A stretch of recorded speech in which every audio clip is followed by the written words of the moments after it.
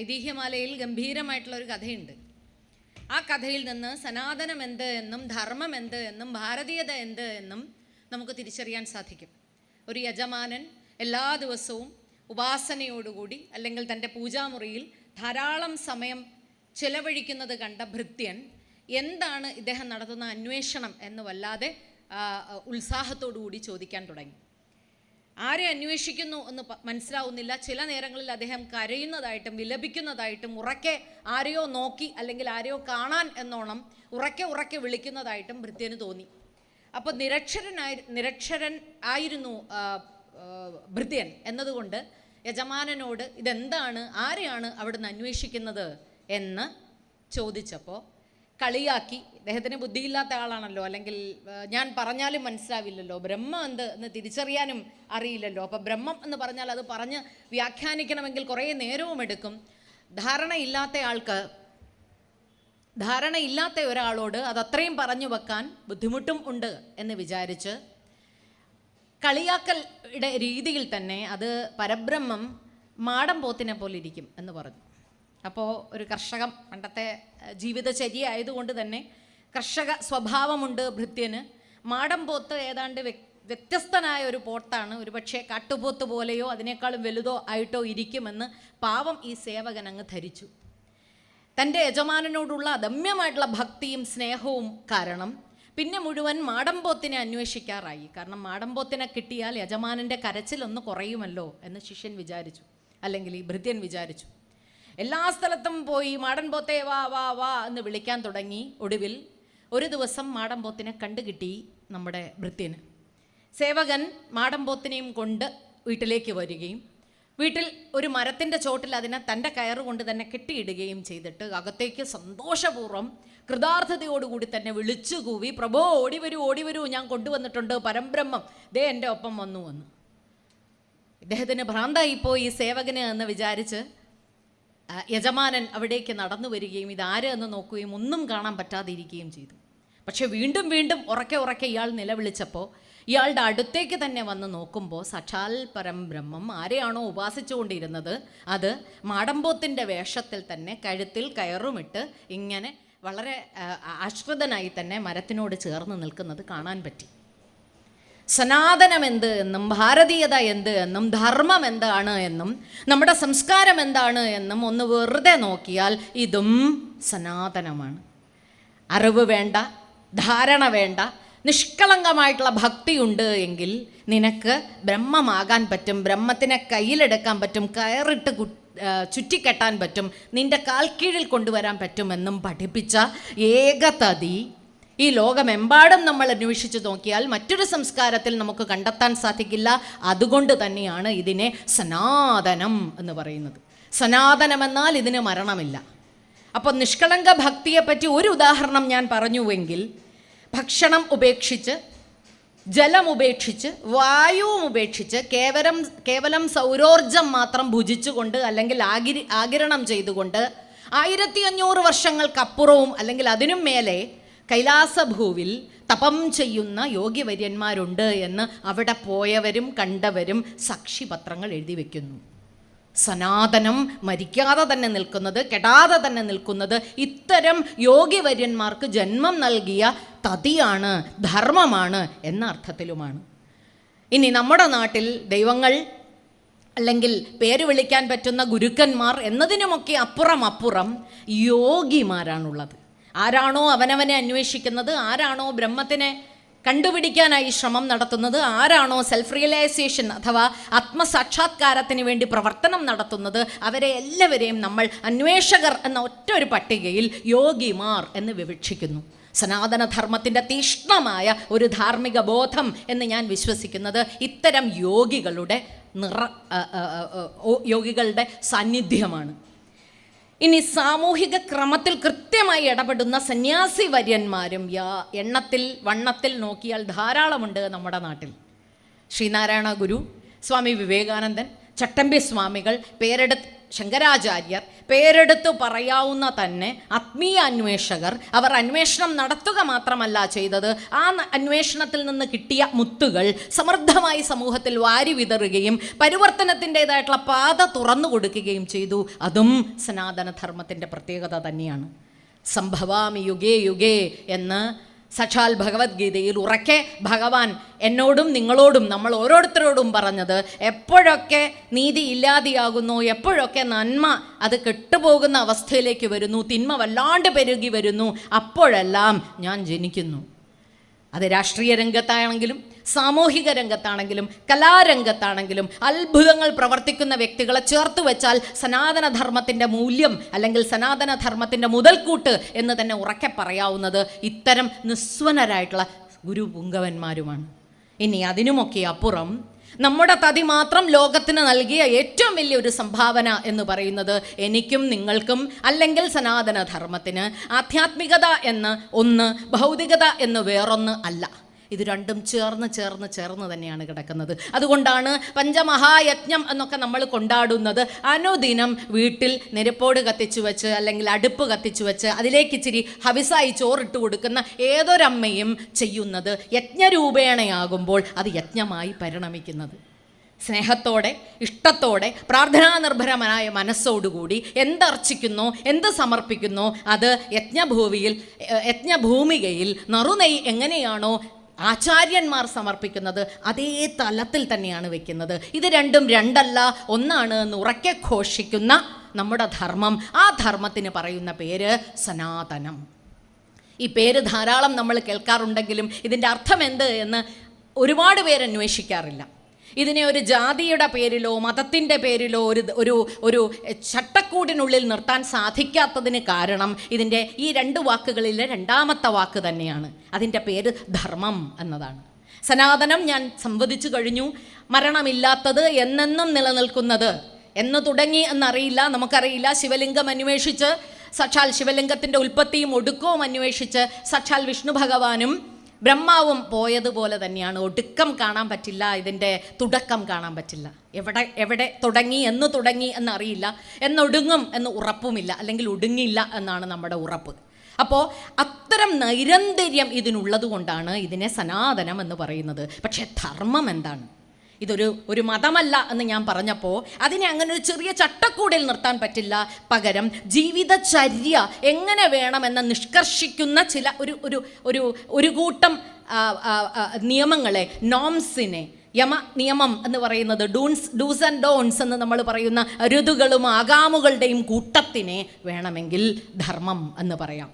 അതിനുമൊക്കെ അപ്പുറം നമ്മളോടായി ദൈനംദിനം നീ എത്ര രൂപപകർച്ചകൾ നിനക്കുണ്ടാകുന്നോ ആ രൂപപകർച്ചയിലെല്ലാം നീ അനുധാനം ചെയ്യേണ്ടതായിട്ടുള്ള, നീ അനുവർത്തിക്കേണ്ടതായിട്ടുള്ള ചില തത്വങ്ങളുണ്ട് എന്നുറക്കെ പറഞ്ഞാൽ അത് തന്നെയാണ് ധർമ്മം. അതുകൊണ്ട് ഞാനിവിടെ നിങ്ങളുടെ മുമ്പിൽ നിൽക്കുമ്പോൾ ഇവിടെ ഞാൻ അനുവർത്തിക്കുന്നത് പ്രഭാഷക ധർമ്മവും അവിടെ ഇരിക്കുന്ന ഓരോരുത്തരും ശ്രോതാക്കളുടെ ധർമ്മവും. എന്നാൽ വീടിനെപ്പറ്റി ഒരു നിമിഷം ചിന്തിച്ചു പോയാൽ പുത്രൻ്റെയോ പുത്രിയുടെയോ അമ്മയുടെയോ അച്ഛൻ്റെയോ മകൻ്റെയോ മകളുടെയോ സഹോദരൻ്റെയോ സഹോദരിയുടെയോ ധർമ്മങ്ങളും ചേർന്ന് വെച്ച്, ഇനി നമ്മൾ തൊഴിലിടത്തിലുണ്ടെങ്കിൽ അധ്യാപികയുടെയോ ഡോക്ടറിൻ്റെയോ ഒക്കെ ആയിട്ടുള്ള ധർമ്മങ്ങളും ചേർന്ന് ആണ് ഒരു വ്യക്തി എന്നതുകൊണ്ട് ആ ധർമ്മം സമൂഹത്തെ പരിപോഷിപ്പിക്കാനാണെങ്കിൽ അത് കൊള്ളാം, അത് നല്ലത്. അല്ല എങ്കിൽ നിനക്ക് നീ തന്നെ വിപത്തുണ്ടാക്കും എന്ന് പൂർവസൂരികൾ പല കഥാരൂപേണ എനിക്കും നിങ്ങൾക്കും പറഞ്ഞു തന്നിരിക്കുന്നു. സനാതന ധർമ്മത്തെപ്പറ്റി ഞാൻ ഓടിച്ചൊന്ന് പറഞ്ഞു പോയി എങ്കിലും തുടക്കത്തിൽ നിവർന്നു നിന്ന് തന്നെ നാം തീരുമാനമെടുക്കേണ്ടതുണ്ട്. നമ്മുടെ ഈ സംസ്കാരവും ഈ ഭാരതീയതയും നമ്മുടെ രാഷ്ട്രത്തെ പോലെ തന്നെ സനാതനമാണ്. ഈ രാഷ്ട്രത്തോടൊപ്പം അല്ലെങ്കിൽ ഈ സംസ്കാരത്തോടൊപ്പം രൂപം കൊണ്ട നൂറുകണക്കിന് സംസ്കാരങ്ങൾ, അല്ലെങ്കിൽ അതിനുശേഷം അതിന് കോടാനുകോടി അല്ലെങ്കിൽ ആയിരക്കണക്കിന് വർഷങ്ങൾക്ക് ശേഷം രൂപം കൊണ്ട നൂറുകണക്കിന് സംസ്കാരങ്ങൾ കെട്ടടങ്ങിപ്പോയി. എന്നിട്ടും അകത്തും പുറത്തും ഒളിഞ്ഞും തെളിഞ്ഞും ഉള്ള ആക്രമണങ്ങൾക്ക് എന്നും വിധേയം ആയിക്കൊണ്ടിരുന്നിട്ടും ഈ സംസ്കാരം കെടാതെ നിൽക്കുന്നത് ഇതൊരു മതമല്ലാത്തത് കൊണ്ടാണ്. ഇത് പുലർത്തുന്ന കേമമായിട്ടുള്ള ധാർമ്മികത, ധർമ്മബോധം ഒന്നുകൊണ്ട് മാത്രമാണ്.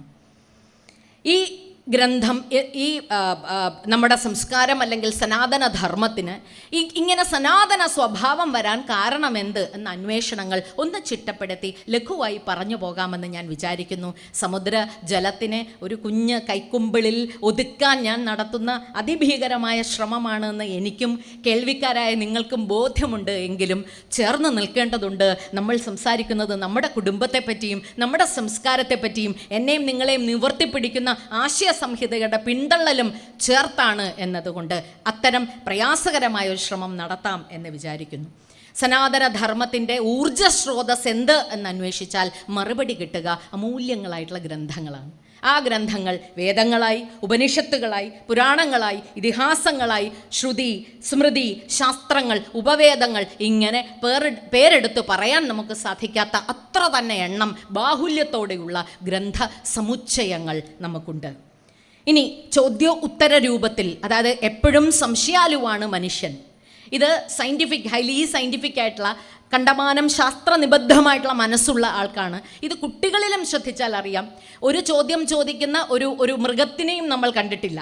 മൃഗത്തിൽ നിന്ന് മനുഷ്യനായി രൂപപരിണാമം സംഭവിച്ചപ്പോൾ ജനിച്ചു വീഴുന്ന ഒരു ശിശു പിറന്നു വീഴുന്നതിനോടൊപ്പം തന്നെ നൂറുകണക്കിന് ചോദ്യങ്ങളുമായിട്ടാണ് ജനിച്ചത്. ചെറിയ കുട്ടികൾ ഉറക്കെ ചോദിക്കും, വലുതാവുമ്പോൾ അത് വേണ്ട എന്ന് അടക്കി വെക്കും. എങ്കിലും മനുഷ്യൻ എന്നും മഥിക്കുന്ന ചോദ്യങ്ങളുണ്ട്. അവൻ്റെ കാലത്തിനനുസരിച്ച്, അവൻ്റെ സംസ്കാരത്തിനനുസരിച്ച്, അവൻ്റെ ജീവിത സാഹചര്യത്തിനനുസരിച്ച്, രീതികൾക്കനുസരിച്ച്, പ്രായത്തിനനുസരിച്ച്. അത്തരം ചോദ്യങ്ങളെല്ലാം നിസ്സംശയം ചോദിച്ചു കൊണ്ടേയിരിക്കുക. നൂറുകണക്കിന് ചോദ്യങ്ങൾ ഉണ്ടായിക്കൊണ്ടേയിരിക്കുക. ഉത്തരങ്ങൾ പറയാൻ കേമരായിട്ടുള്ള ഗുരുപുങ്കവന്മാരുണ്ടാകും. ഗുരുക്കന്മാർ എന്ന് പറയുന്നതും സനാതനധർമ്മം കൃത്യമായി വിവക്ഷിച്ചു വെക്കുന്നു. ആദ്യത്തെ ഗുരു അമ്മ.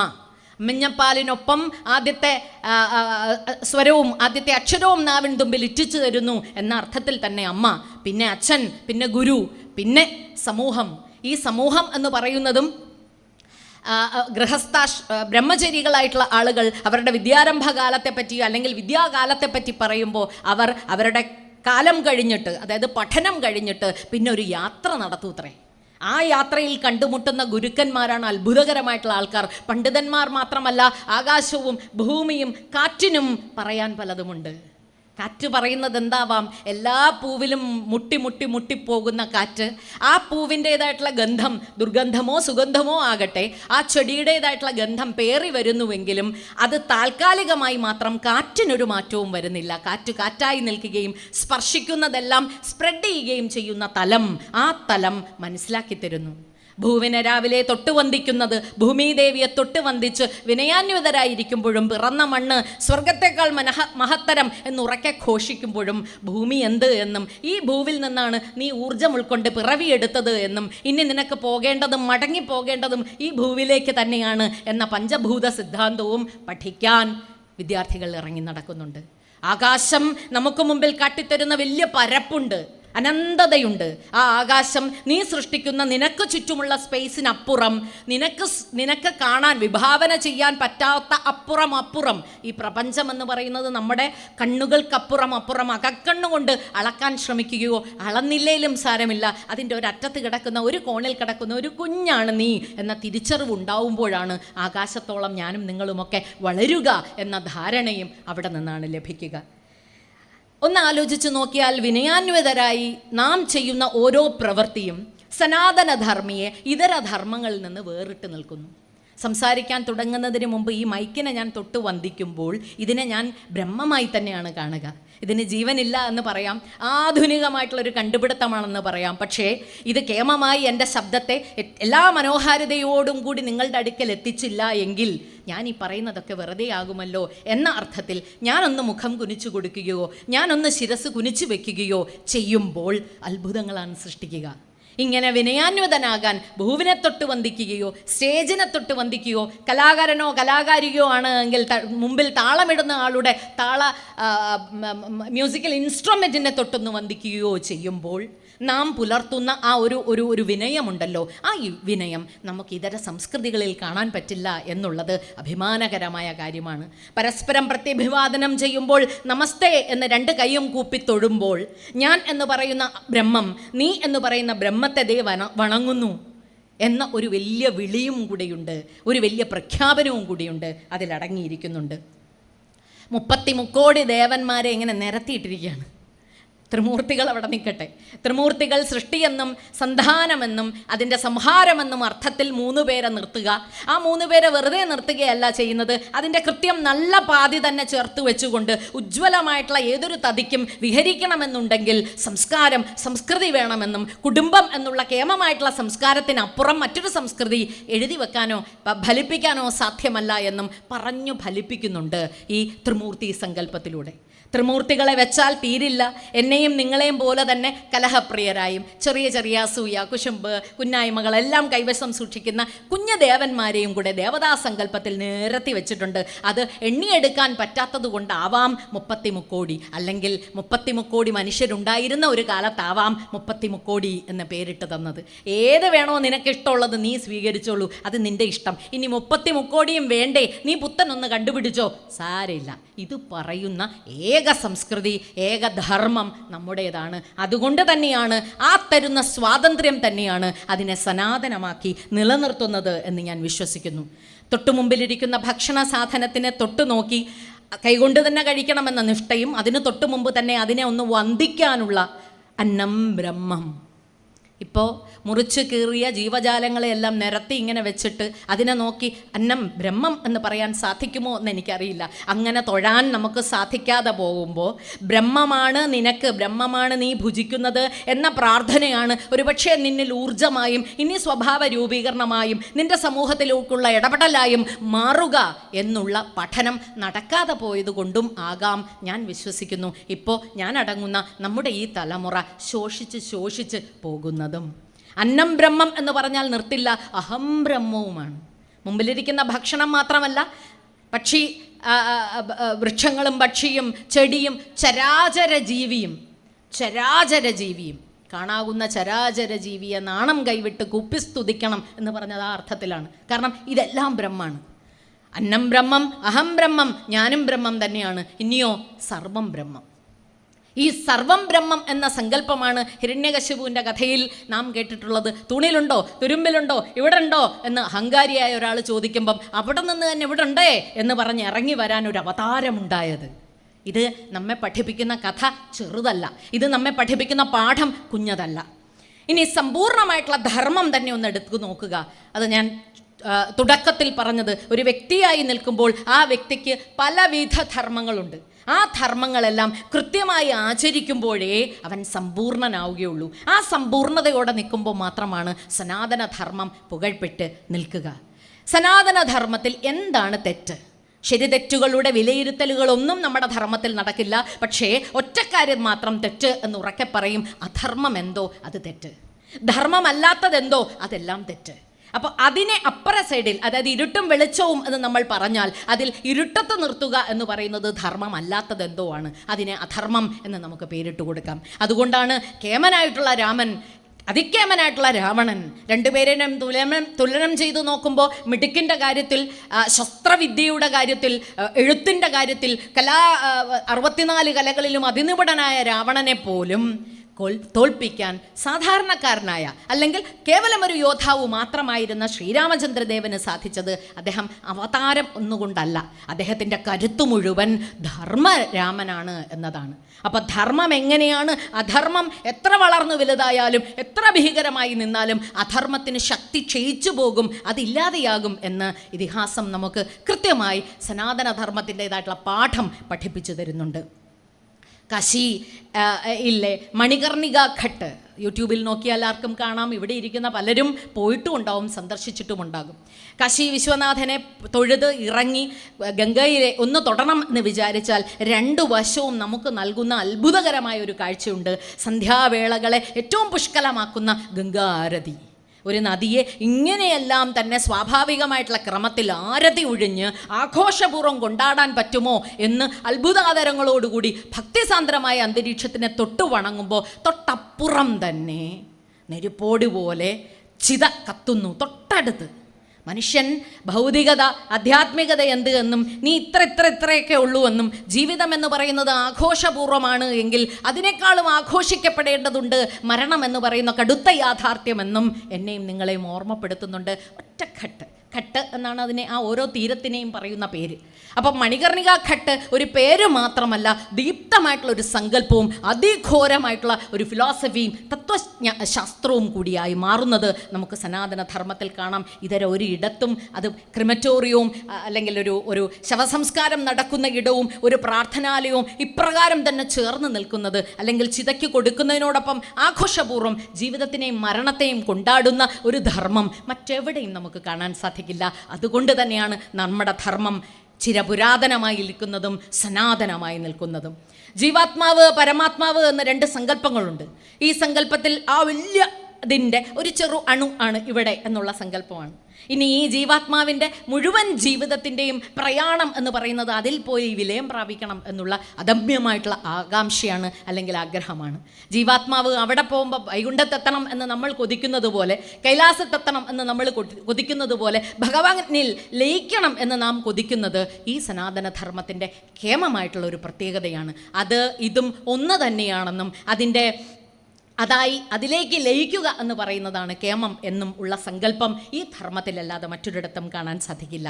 പിന്നെ തുടക്കത്തിൽ ഞാൻ പറഞ്ഞ പഞ്ചഭൂത സിദ്ധാന്തം, പഞ്ചം എന്ന് പറയുന്ന 5 കൂട്ടിവെച്ചിട്ട് പറയുന്നു, അതിലില്ലാത്തതായി ഒന്നുമില്ല, ഇതെല്ലാം ചേരുന്നുണ്ട്, ഇതിലേക്ക് തന്നെയാണ് ഒടുവിൽ നാം മരിച്ച് അല്ലെങ്കിൽ ഇല്ലാതെയാകുമ്പോൾ ചേരുക. ഇനി ചേരുമ്പോഴും അത് അവസാനിക്കുന്നില്ല, പകരം അത് വളമായി, അത് ഊർജമായി ഈ ഭൂമിയിൽ തന്നെ നിൽക്കുകയും മറ്റൊരു രൂപമെടുക്കുകയും, അത് കൃമിക്കാകട്ടെ, പുഴുവിനാകട്ടെ, മരമാകട്ടെ, മൃഗമാകട്ടെ, മറ്റെന്തെങ്കിലുമാകട്ടെ, ആദ്യ ശ്വാസം ഇവിടെ എടുക്കുന്നത് എത്രമാത്രം ഒരു കടമെടുക്കലാണോ ആ കടം വീട്ടിയിട്ടാണ് അങ്ങ് പോവുക. അവസാന ശ്വാസം ഇവിടെ കൊടുത്തിട്ട് തന്നെയാണ് പോവുക. ഇവിടെ എല്ലാവരുമുണ്ട്, എന്നുമുണ്ട്, അവരുടെ അനുഗ്രഹങ്ങളുണ്ട് പല രൂപത്തിൽ എന്നതിൻ്റെ ഏറ്റവും ശക്തമായ ദൃഷ്ടാന്തമാണ് നമ്മൾ വാവുനാളുകളിൽ പിതൃക്കളെ മാനിക്കുന്നതും. ഈ ധർമ്മം മാത്രമാണ് മരിച്ചാൽ പിന്നെ അതൊടുക്കം അതില്ല എന്ന് പറഞ്ഞു വയ്ക്കാതെ പിതൃവിൻ്റെ അനുഗ്രഹവും ധാരാളം ഉണ്ടാകണം. ജീവിതത്തിൽ എന്തെങ്കിലും കുഴപ്പമുണ്ടായാൽ ഉടനെ അയ്യോ പിതൃവിൻ്റെ ആണോ എന്ന് വിചാരിച്ചിട്ട് പിതൃവിനായിട്ടൊരു പൂജ നടത്തുക. ഇത്തരം സങ്കല്പം, ഈ പിതൃ ആരാ? നമ്മൾ കണ്ടിട്ടില്ലാത്ത ദശലക്ഷക്കണക്കിന് വർഷങ്ങൾക്ക് മുമ്പ് ജീവിച്ച് മരിച്ചു പോയവരും എൻ്റെ പിതൃവാണ്. അപ്പോൾ ഈ ഭൂമിയിൽ ആരൊക്കെ ഭൂജാതരായിട്ടുണ്ടോ അവരെല്ലാം എൻ്റെ പിതൃക്കൾ എന്ന് സങ്കല്പിക്കാനോ അപ്രകാരം തന്നെ ജീവിതചര്യ ആചരിക്കാനോ സാധിക്കത്തക്ക രീതിയിൽ ബൃഹത്താണ്, വലിപ്പമുള്ളതാണ് എൻ്റെ ധർമ്മം, അല്ലെങ്കിൽ നമ്മുടെ ധർമ്മം, സനാതനധർമ്മം.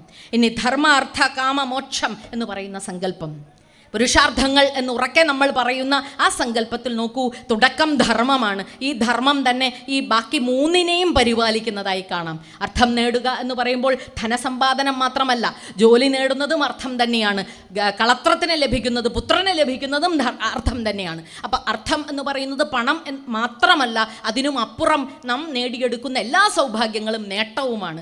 അത് ധർമ്മനിബദ്ധമല്ല എങ്കിൽ അത് കൊള്ളില്ല, അത് നിനക്ക് വിധിച്ചതല്ല, അല്ലെങ്കിൽ അത് നിന്നെ ഉയർത്തി നിർത്തില്ല എന്ന് നമ്മുടെ ധർമ്മം നമ്മളെ പഠിപ്പിക്കുന്നുണ്ട്. ഇനി കാമമാകട്ടെ, കാമം എന്ന് പറയുന്നത് ആഗ്രഹം എന്ന അർത്ഥത്തിലാണ്. പലതിനോടും, ഭക്ഷണത്തിനോട്, വസ്ത്രത്തിനോട്, ജീവിത സാഹചര്യങ്ങളോട് ഒക്കെ നമുക്ക് തോന്നുന്ന ഇച്ഛ കാമമായി മാറാം. ഇനി കാമത്തിൻ്റെ പ്രതീകമാണ് അടുത്ത തലമുറ ഉണ്ടാവുന്നതും. പക്ഷെ അതിനുമൊക്കെ അപ്പുറം കാമത്തിൽ മാത്രം രമിച്ചാൽ അത് അധാർമികമായി മാറുമെന്നും ആ ധർമ്മം നിൻ്റേതല്ല എന്നും നമ്മുടെ ധർമ്മം നമ്മളെ ഓർമ്മപ്പെടുത്തുന്നുണ്ട്.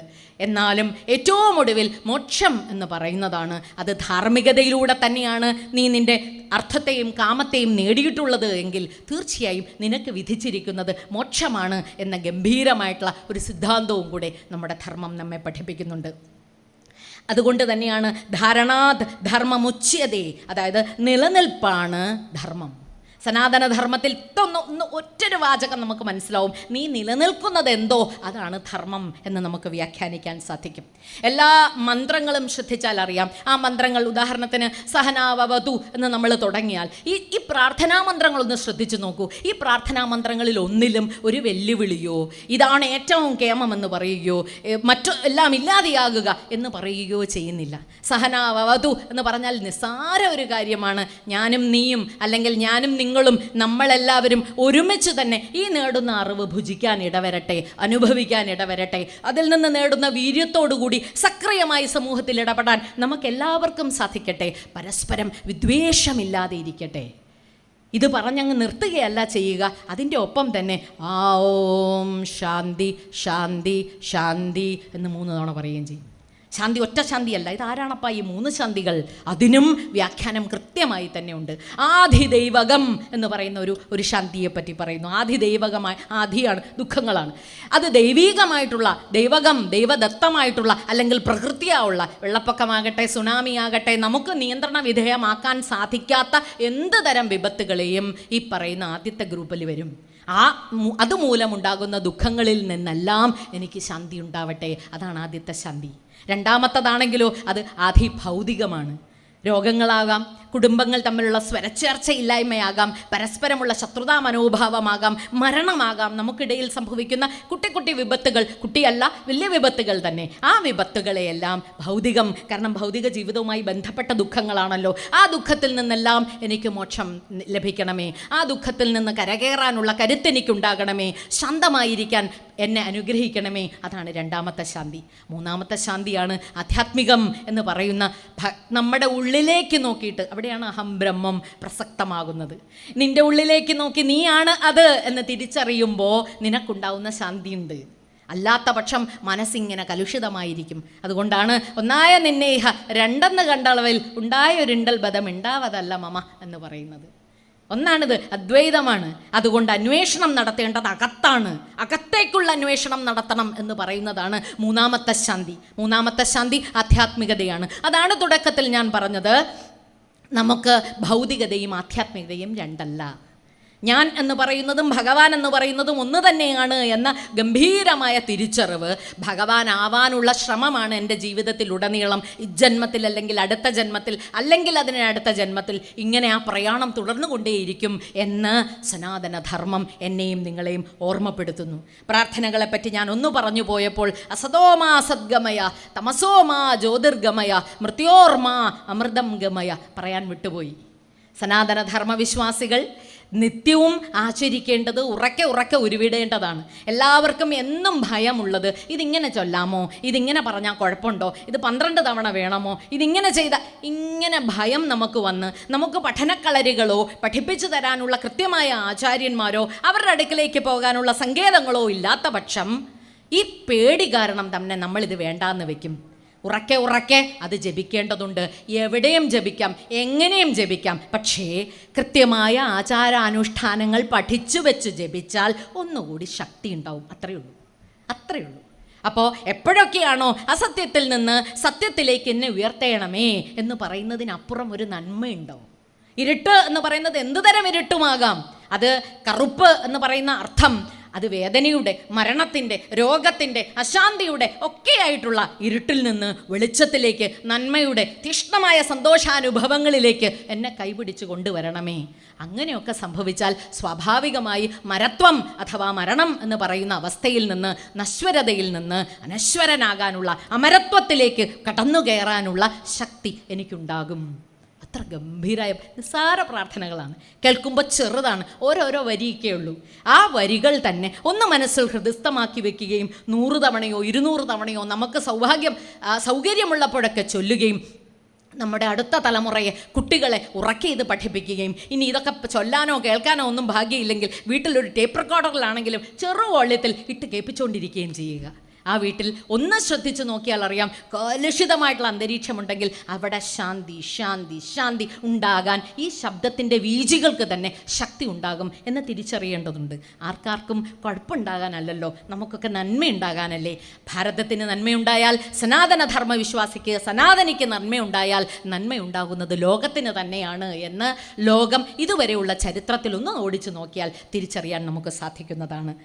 വേദങ്ങളെപ്പറ്റി ഒന്നും ഋജുവായി ഒന്ന് പറഞ്ഞു പോകട്ടെ. ഋക്, ഋജു, യജുർ, സാമ, അഥർവ എന്ന് പറയുന്ന പ്രധാനപ്പെട്ട 4 വേദങ്ങൾ. ജ്ഞാനത്തിനെപ്പറ്റി ഋഗ്വേദവും, യജുർവേദമാകട്ടെ കർമ്മത്തിൻ്റെ ശക്തിയെപ്പറ്റി, ഉപാസനകൾ എങ്ങനെ വേണമെന്നും അതിൻ മൂലം തന്നെ നമ്മുടെ ക്രമത്തിൽ ആനന്ദം എങ്ങനെയാണ് കൈവരിക്കേണ്ടത് എന്ന് സാമവേദവും, സംരക്ഷണം അഥവാ നമ്മളുടെ സംരക്ഷണം പ്രപഞ്ചത്തിൻ്റെ പ്രകൃതിയുടെ നമ്മുടേത് എന്നതിനെയൊക്കെ പറ്റി സംരക്ഷണ കവചം തീർക്കേണ്ടത് എങ്ങനെ എന്നതിനെയൊക്കെ പറ്റി അഥർവവേദവും പറയുമ്പോൾ വേദങ്ങളെ അതിൻ്റെ ഫങ്ഷൻ വെച്ചിട്ട് അതിൻ്റെ പ്രയോഗ പദ്ധതി വെച്ചിട്ട് നമുക്ക് 4 തരം തിരിക്കാം. സംഹിതയാണെങ്കിൽ യജ്ഞത്തിൽ ഉപയോഗിക്കുന്ന മന്ത്രങ്ങളെല്ലാം ചേർത്ത് വെച്ചിട്ട് ആ വിഭാഗത്തിൽപ്പെടുന്നു. ബ്രാഹ്മണ്യമാകട്ടെ അവയുടെ വ്യാഖ്യാനങ്ങളിലേക്ക് പെടുന്നു.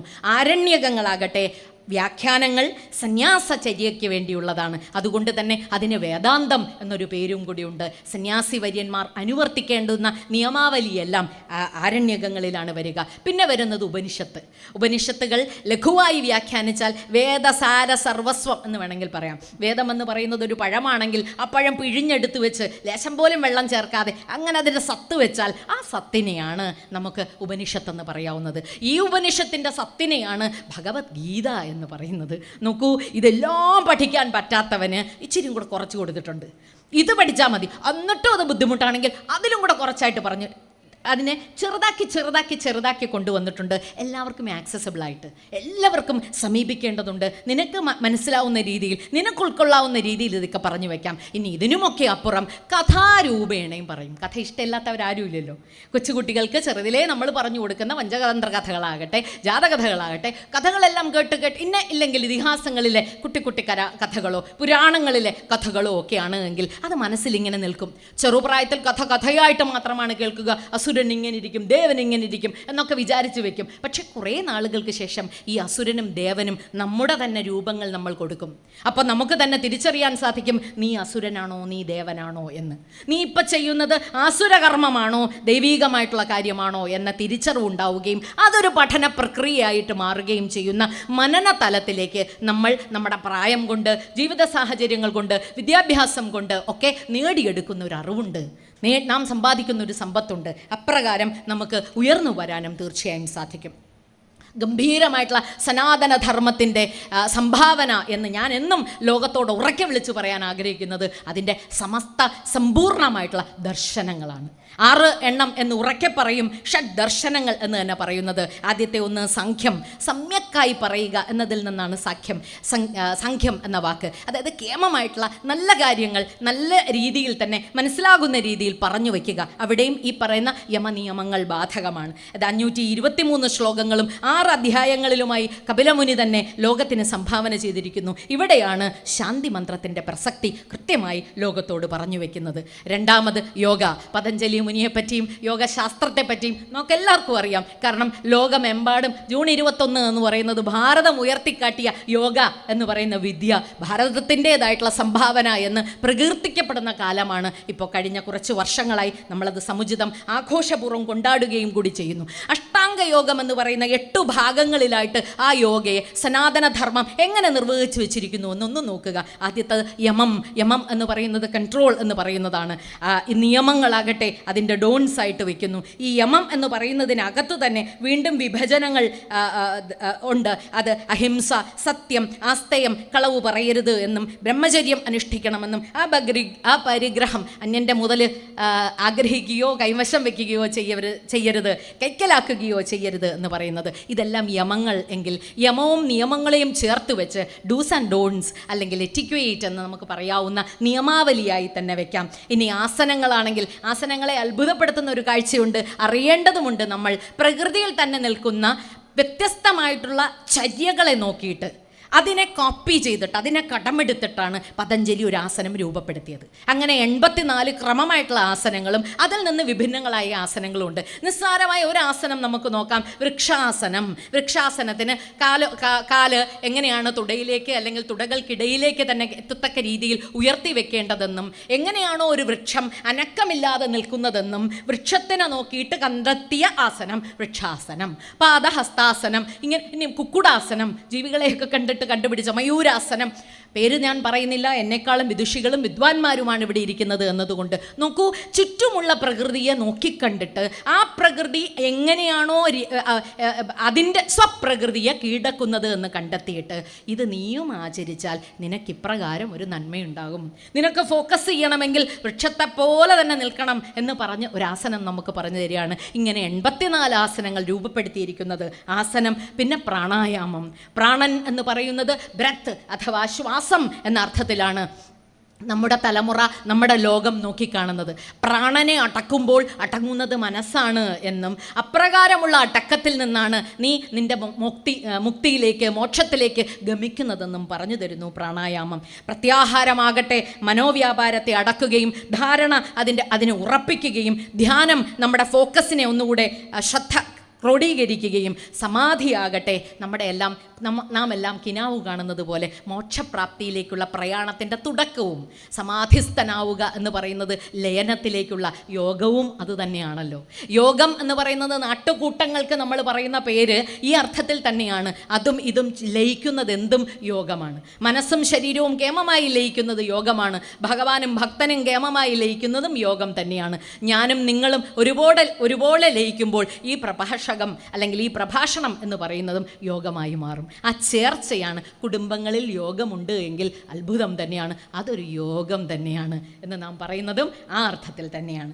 ഇനി ഈ അർത്ഥത്തിലാണ് ഭഗവതിയെ ഷഡ്ചക്രോപരി സംസ്ഥിത എന്ന് നമ്മൾ പറയുന്നത്. അപ്പം ഞാൻ പറഞ്ഞു വന്നത് ഷഡ് ദർശനങ്ങളെ പറ്റിയാണെങ്കിൽ സാഖ്യത്തിലും യോഗയിലും അതിനുശേഷമുള്ള ന്യായാന്യായങ്ങളെപ്പറ്റി കൃത്യമായി വസ്തുനിഷ്ഠമായി പറഞ്ഞു വെക്കുന്നതെല്ലാം ന്യായശാസ്ത്രമാണ്. ശാസ്ത്രനിബദ്ധമായി പ്രപഞ്ചത്തിൻ്റെ ഉൽപ്പത്തിയും അതിൻ്റെ വളർച്ചയും ഒക്കെ പറ്റി പറയുന്ന ന്യായ ദർശനം. വൈശേഷിക ദർശനം പേര് പറയുന്നത് പോലെ തന്നെ വിശേഷാൽ, സ്പെസിഫിസിറ്റീസ് എന്ന് പറയും. കുട്ടി കാര്യങ്ങളെ പറ്റി വരെ ശ്രദ്ധിക്കുന്നത്. പ്രപഞ്ചത്തിൻ്റെ അത്ഭുതം, ഓരോന്നിൻ്റെയും പ്രത്യേകതകൾ. അങ്ങനെയല്ലേ നമുക്കെപ്പോഴും ആ ആളാവാൻ തോന്നും, ഈ ആളാകാൻ തോന്നും. പക്ഷേ നമ്മളുമുണ്ടൊരു പ്രത്യേകത, ആ ആൾക്കാകാൻ പറ്റാത്തത് എന്ന തിരിച്ചറിവുണ്ടാവുമ്പോഴാണ് അഹം ബ്രഹ്മമാവുന്നത്. ഇത്തരം അന്യൂനമായിട്ടുള്ള നൂറുകണക്കിന് ലക്ഷക്കണക്കിന് പ്രത്യേകതകളോടുകൂടിയാണ് പ്രപഞ്ചം സൃഷ്ടിക്കപ്പെട്ടിരിക്കുന്നത്. നിസ്സാര ഒരു ഉദാഹരണം പറയാം പ്രത്യേകത മനസ്സിലാക്കാൻ വേണ്ടി തന്നെ. ഒരു മരത്തിൻ്റെയും ഇലയുടെ പച്ച മറ്റു മരത്തിൻ്റെ ചെടിയുടെ പച്ചയല്ല. ഒന്ന് പുറത്തോട്ടിറങ്ങി നമ്മൾ നോക്കിയാൽ ഈ കാണുന്നതൊക്കെ പച്ചയാണ്. പക്ഷെ ഓരോ പച്ചയും വ്യത്യസ്തമായിരിക്കുന്നു എന്ന് പറയുമ്പോൾ നമ്മളുടെ ജീവിതചര്യ, നമ്മൾ എന്ന് പറയുന്ന വ്യക്തിയുടെ കോംപ്ലക്സിറ്റി അല്ലെങ്കിൽ അതിൻ്റെ ബാഹുല്യം എത്രമാത്രം തീക്ഷ്ണമാണെന്ന് നമുക്ക് തിരിച്ചറിയാൻ പറ്റും. അപ്രകാരം പ്രത്യേകതകളെ പറ്റിയുള്ള അന്വേഷണവും പ്രതിപാദ്യവും നടത്തുന്നതെല്ലാം വൈശേഷിക ദർശനത്തിനകത്ത് വരും. പിന്നെ പൂർവമീമാംസയും ഉത്തരമീമാംസയും. അത് എളുപ്പമാണ് ഓർത്തു വയ്ക്കാൻ. യജ്ഞം നടത്തുന്നത് എങ്ങനെയെന്ന് പൂർവമീമാംസയിൽ കൃത്യമായി തന്നെ സുഘടിതമായി പറഞ്ഞു വെക്കുന്നു എങ്കിൽ വേദാന്തം എന്ന് പറയുന്നതിനെ നമുക്ക് ഉത്തരമീമാംസയായി വയ്ക്കാം. ഇങ്ങനെ പറഞ്ഞ് ദർശനങ്ങൾ നിർത്തുന്നില്ല സനാതനധർമ്മം. എൻ്റെ ശ്രദ്ധ പോകുന്നത് അവിടേക്കാണ്. സനാതനധർമ്മത്തിൻ്റെ ഒരു പ്രത്യേകത വേദത്തിനെ അതുപോലെ കടഞ്ഞെടുത്ത് ദർശന രൂപത്തിൽ തരിക മാത്രമല്ല ചെയ്യുന്നത്, വേദത്തിൽ വിശ്വസിക്കാത്തവരുടെ ദർശനത്തിനും ഒരു പേരെഴുതി കൊടുത്ത് അതിനും ഒരു അടയാളപ്പെടുത്തൽ രേഖപ്പെടുത്തി വെക്കുകയാണ് ചെയ്യുന്നത്. ഇതാണ് നമ്മുടെ ധർമ്മത്തിനെ സനാതനമാക്കി നിലനിർത്തുന്നത്. ആ ദർശനത്തിന് നാസ്തിക ദർശനമെന്ന് പറയാം. നാസ്തികം എല്ലാവരും പറയുന്നത് ഈശ്വര വിശ്വാസികളല്ലാത്തവരുടെ, ചാർവാകൻ്റെയൊക്കെ എന്നാണ് പറയുക. പക്ഷെ ആ അർത്ഥത്തിലല്ല. ഈശ്വര വിശ്വാസമില്ലാത്തവർ മറ്റെന്തെങ്കിലും വിശ്വാസമുണ്ടോ എപ്രകാരമൊന്നുമല്ല അതിൻ്റെ ചോദ്യം വരിക. അതിൻ്റെ ദർശനം ഈ അർത്ഥത്തിൽ മാത്രം. വേദത്തിൽ വിശ്വസിക്കാത്തവർ, ജൈന ദർശനം, കാരണം അവർ വേദത്തിൽ വിശ്വസിക്കുന്നില്ല, മറ്റൊരു തതിയാണ്, മറ്റൊരു ദർശനമാണ് അവരുടേത്. ബുദ്ധൻ്റേതായിട്ടുള്ള ബുദ്ധദർശനം, അതും മറ്റൊരു ദർശനമാണ്. അതിനെ കേമമായി പുകഴ്ത്താനോ അതിനെ സ്വീകരിക്കാനോ അതിനെ ബഹുമാനത്തോടുകൂടി നോക്കിക്കാണാനോ ചർവാകൻ്റെ ദർശനങ്ങളെയും ഉയർത്തിക്കാട്ടാനോ സാധിക്കുന്നു സനാതനധർമ്മത്തിന്. അതുകൊണ്ടാണ് ഈ പ്രതിപക്ഷ ബഹുമാനമുണ്ടാവുകയും ഇതിനെ ചേർത്ത് നിർത്തേണ്ടതുണ്ട് എന്നും ഇപ്രകാരവും ദർശനം ഈ ലോകത്തുണ്ട് എന്ന് ഉറക്കെ പറയുകയും ചെയ്യുന്നത് കൊണ്ടാണ് നമ്മുടെ ധർമ്മം സനാതനമായി നിൽക്കുന്നത്. ചർവാകൻ്റേതായിട്ടുള്ള ഗംഭീരമായിട്ടൊരു പ്രയോഗം പറയാം കേട്ടോ. ഋണം കൃത്വാ ഘൃണം ബിപേത്. കേൾക്കുമ്പോൾ തന്നെ അറിയാം, ഋണവും ഘൃണവും ചേർച്ച മാത്രമല്ല, കടം വാങ്ങിച്ചിട്ടാണെങ്കിലും നെയ്യ് കഴിച്ചോണം എന്നാണ്. ഗംഭീരമായി ഭക്ഷണം കഴിച്ചോണം. അതായത് ജീവിതം എന്ന് പറയുന്നത് ആസ്വദിക്കേണ്ടതാണ്. മറ്റൊരു ലോകം, മറ്റൊരു മോക്ഷം അങ്ങനെ സങ്കല്പിക്കാത്ത ആളാണ് ചർവാകൻ. പക്ഷെ ചർവാകനും ഒരിടിപ്പിടം കൊടുക്കുന്നുണ്ട് നമ്മുടെ സംസ്കൃതി, നമ്മുടെ ധർമ്മം. പഞ്ചമഹായജ്ഞത്തെപ്പറ്റി ഒന്ന് പ്രതിപാദിച്ചു പോകട്ടെ. കാരണം സനാതനധർമ്മത്തിലല്ലാതെ മറ്റൊരിടത്തും നമുക്ക് കാണാൻ പറ്റില്ല 5 തരം യജ്ഞങ്ങൾ. അതിൻ്റെ പ്രതിപാദ്യം വായിക്കുമ്പോൾ അത് നമുക്ക് അത്ഭുതമുണ്ടാകും. ഇങ്ങനെയൊക്കെ ധർമ്മങ്ങളുണ്ടോ? ഇങ്ങനെയാണോ ലോകത്തിനെ നോക്കിക്കാണേണ്ടത്? എങ്ങനെയാണ് സമർപ്പണ ബുദ്ധിയ ലോകത്തിന് സ്വയം തന്നെ ഇല്ലാതെയായിക്കൊണ്ട് സമർപ്പിക്കേണ്ടത്? എപ്രകാരം നിസ്വനരായി പെരുമാറേണ്ടതുണ്ട് എന്ന് ഈ ഒരു പഞ്ചമഹായജ്ഞ പദ്ധതി നമ്മെ പഠിപ്പിക്കുന്നുണ്ട്. ആദ്യത്തെ യജ്ഞം ബ്രഹ്മയജ്ഞം. പേര് കേൾക്കുന്നത് പോലെ തന്നെ ബ്രഹ്മ ഉപാസന അല്ലെങ്കിൽ ഭഗവാന്റെ ഉപാസന കുടുംബത്തിൽ ചെയ്യുന്നത്. വീട്ടിൽ ചെയ്യുന്ന ജപമാകട്ടെ, പൂജാതി കർമ്മങ്ങളാകട്ടെ, ഭഗവാന് ഹവിസ് എന്തെങ്കിലും നിവേദിക്കുന്നുണ്ടെങ്കിൽ, നൈവേദ്യം കൊടുക്കുന്നെങ്കിൽ അതാകട്ടെ, നാമജപം തന്നെ കുടുംബത്തിനകത്ത് നടക്കുന്നെങ്കിൽ അതെല്ലാം ബ്രഹ്മയജ്ഞമായിട്ട്, യജ്ഞമായിട്ടാണത്, സമർപ്പണ ബുദ്ധിയായാണ് അത് പരിഗണിക്കപ്പെടുന്നത്. രണ്ടാമത്തെ ആകട്ടെ, പേരു പറയുന്നത് പോലെ ദേവയജ്ഞം. ദേവയജ്ഞത്തിൻ്റെ പ്രത്യേകത അത് ക്ഷേത്ര പരിസരങ്ങളിലാണ് നടക്കുക. എങ്ങനെയാണോ ക്ഷേത്രത്തിൽ ചെല്ലുക, അവിടെ ജപം നടത്തുക, പ്രദക്ഷിണം നടത്തുക, അവിടെ പൂജാതി കർമ്മങ്ങളിലൊക്കെ ഇടപെടുക, പങ്കാളിയാവുക, ഇതെല്ലാം യജ്ഞരൂപേണയാകുമ്പോൾ അത് ദേവയജ്ഞമായി മാറുന്നു. മൂന്നാമത് പിതൃയജ്ഞം. ഈ യജ്ഞത്തിൻ്റെ ഒക്കെ ഒരു പ്രത്യേകതയുണ്ട് കേട്ടോ. എന്തെല്ലാം തെറ്റുകൾ, ഏതെങ്കിലും തെറ്റുകൾ ഞാൻ അറിഞ്ഞോ അറിയാതെയോ ചെയ്തിട്ടുണ്ടെങ്കിൽ അതിൻ്റെ എല്ലാം പ്രായശ്ചിത്തമാണ് യജ്ഞരൂപേണ ചെയ്യുക. വെറുതെ പോയി ഭഗവാനെ പ്രസാദിക്കണേ എന്നല്ല, ഞാൻ അറിയാതെ ചെയ്തു പോയ തെറ്റുകുറ്റങ്ങൾക്കെല്ലാം പാപപരിഹാരത്തിനാണ് ഞാനിവിടെ നിൽക്കുന്നത് എന്നാണ്. അത് പിതൃയജ്ഞമാണെങ്കിൽ ആലോചിച്ച് നോക്കുക. പിതൃക്കളോട് അറിയാതെ ചെയ്തു പോയ തെറ്റ്, അറിഞ്ഞുകൊണ്ട് സംഭവിച്ചു പോയ തെറ്റുകൾ, അതിനെല്ലാം വേണ്ട പ്രായശ്ചിത്തമാണ്. അതാണ് പിതൃയജ്ഞം. ഇനി പിതൃയജ്ഞം മരിച്ചുപോയവർക്കാകാം, വാവുന്നാളിൽ നാം ചെയ്യുന്നതാകാം, നിസ്സാരം എനിക്കും നിങ്ങൾക്കും ചെയ്യാൻ പറ്റുന്നതെന്ന് നമ്മുടെ സനാതനധർമ്മം പറയുന്നു. കുളിക്കാനായി ഇപ്പോൾ കുളിമുറിയിലൊക്കെ അല്ലേ കയറുക, അല്ലെങ്കിൽ ഒരു ജലാശയത്തിൽ ചെല്ലുകയോ കുളിക്കുകയോ ഒക്കെ ചെയ്യുമ്പോൾ കുളിക്കുന്നതിന് മുമ്പോ കുളി കഴിഞ്ഞ ശേഷമോ കൈക്കുടന്നയിൽ ലേശം ജലമെടുത്തിട്ട് ഇത് ഞാൻ എൻ്റെ പിതൃന് കൊടുക്കുന്നു. നമ്മുടെ പിതൃന് ഇച്ചിരി ഒരു കാര്യമേ ആവശ്യമുള്ളൂ, ലേശം ജലം. അതുകൊണ്ട് തന്നെയാണ് പണ്ട് കുടുംബങ്ങളിലെല്ലാം രാത്രി കിടക്കുന്നതിന് മുമ്പ് തന്നെ ജലം വയ്ക്കുക. അത് പിതൃനുള്ളതാണ്. രാത്രി വിശന്ന് അല്ലെങ്കിൽ ദാഹിച്ച് പിതൃ വരാൻ പാടില്ല. ഇതൊരു ഗംഭീരമായിട്ടുള്ള തത്വമാണ്. അതൊന്ന് ആലോചിച്ച് നോക്കൂ. മൺമറഞ്ഞു പോയവർക്കായിട്ടും ഒരു കരുതലുണ്ടെങ്കിൽ അതൊരു വലിയ ചങ്ങലയാണെന്നും ആ ചങ്ങലയിലെ കേവലം കണ്ണി മാത്രമാണ് ഞാനെന്നും അടുത്ത കണ്ണുകളെയും കൂടെ ചേർത്ത് ഞാൻ പിടിക്കേണ്ടതുണ്ട് എന്നും ദിവ്യമായിട്ടുള്ളൊരു ബോധം എനിക്കും നിങ്ങൾക്കും തരുന്നുണ്ട് നമ്മുടെ സനാതനധർമ്മം. അതിഥിക്കുള്ള ഒരു യജ്ഞമുണ്ട്.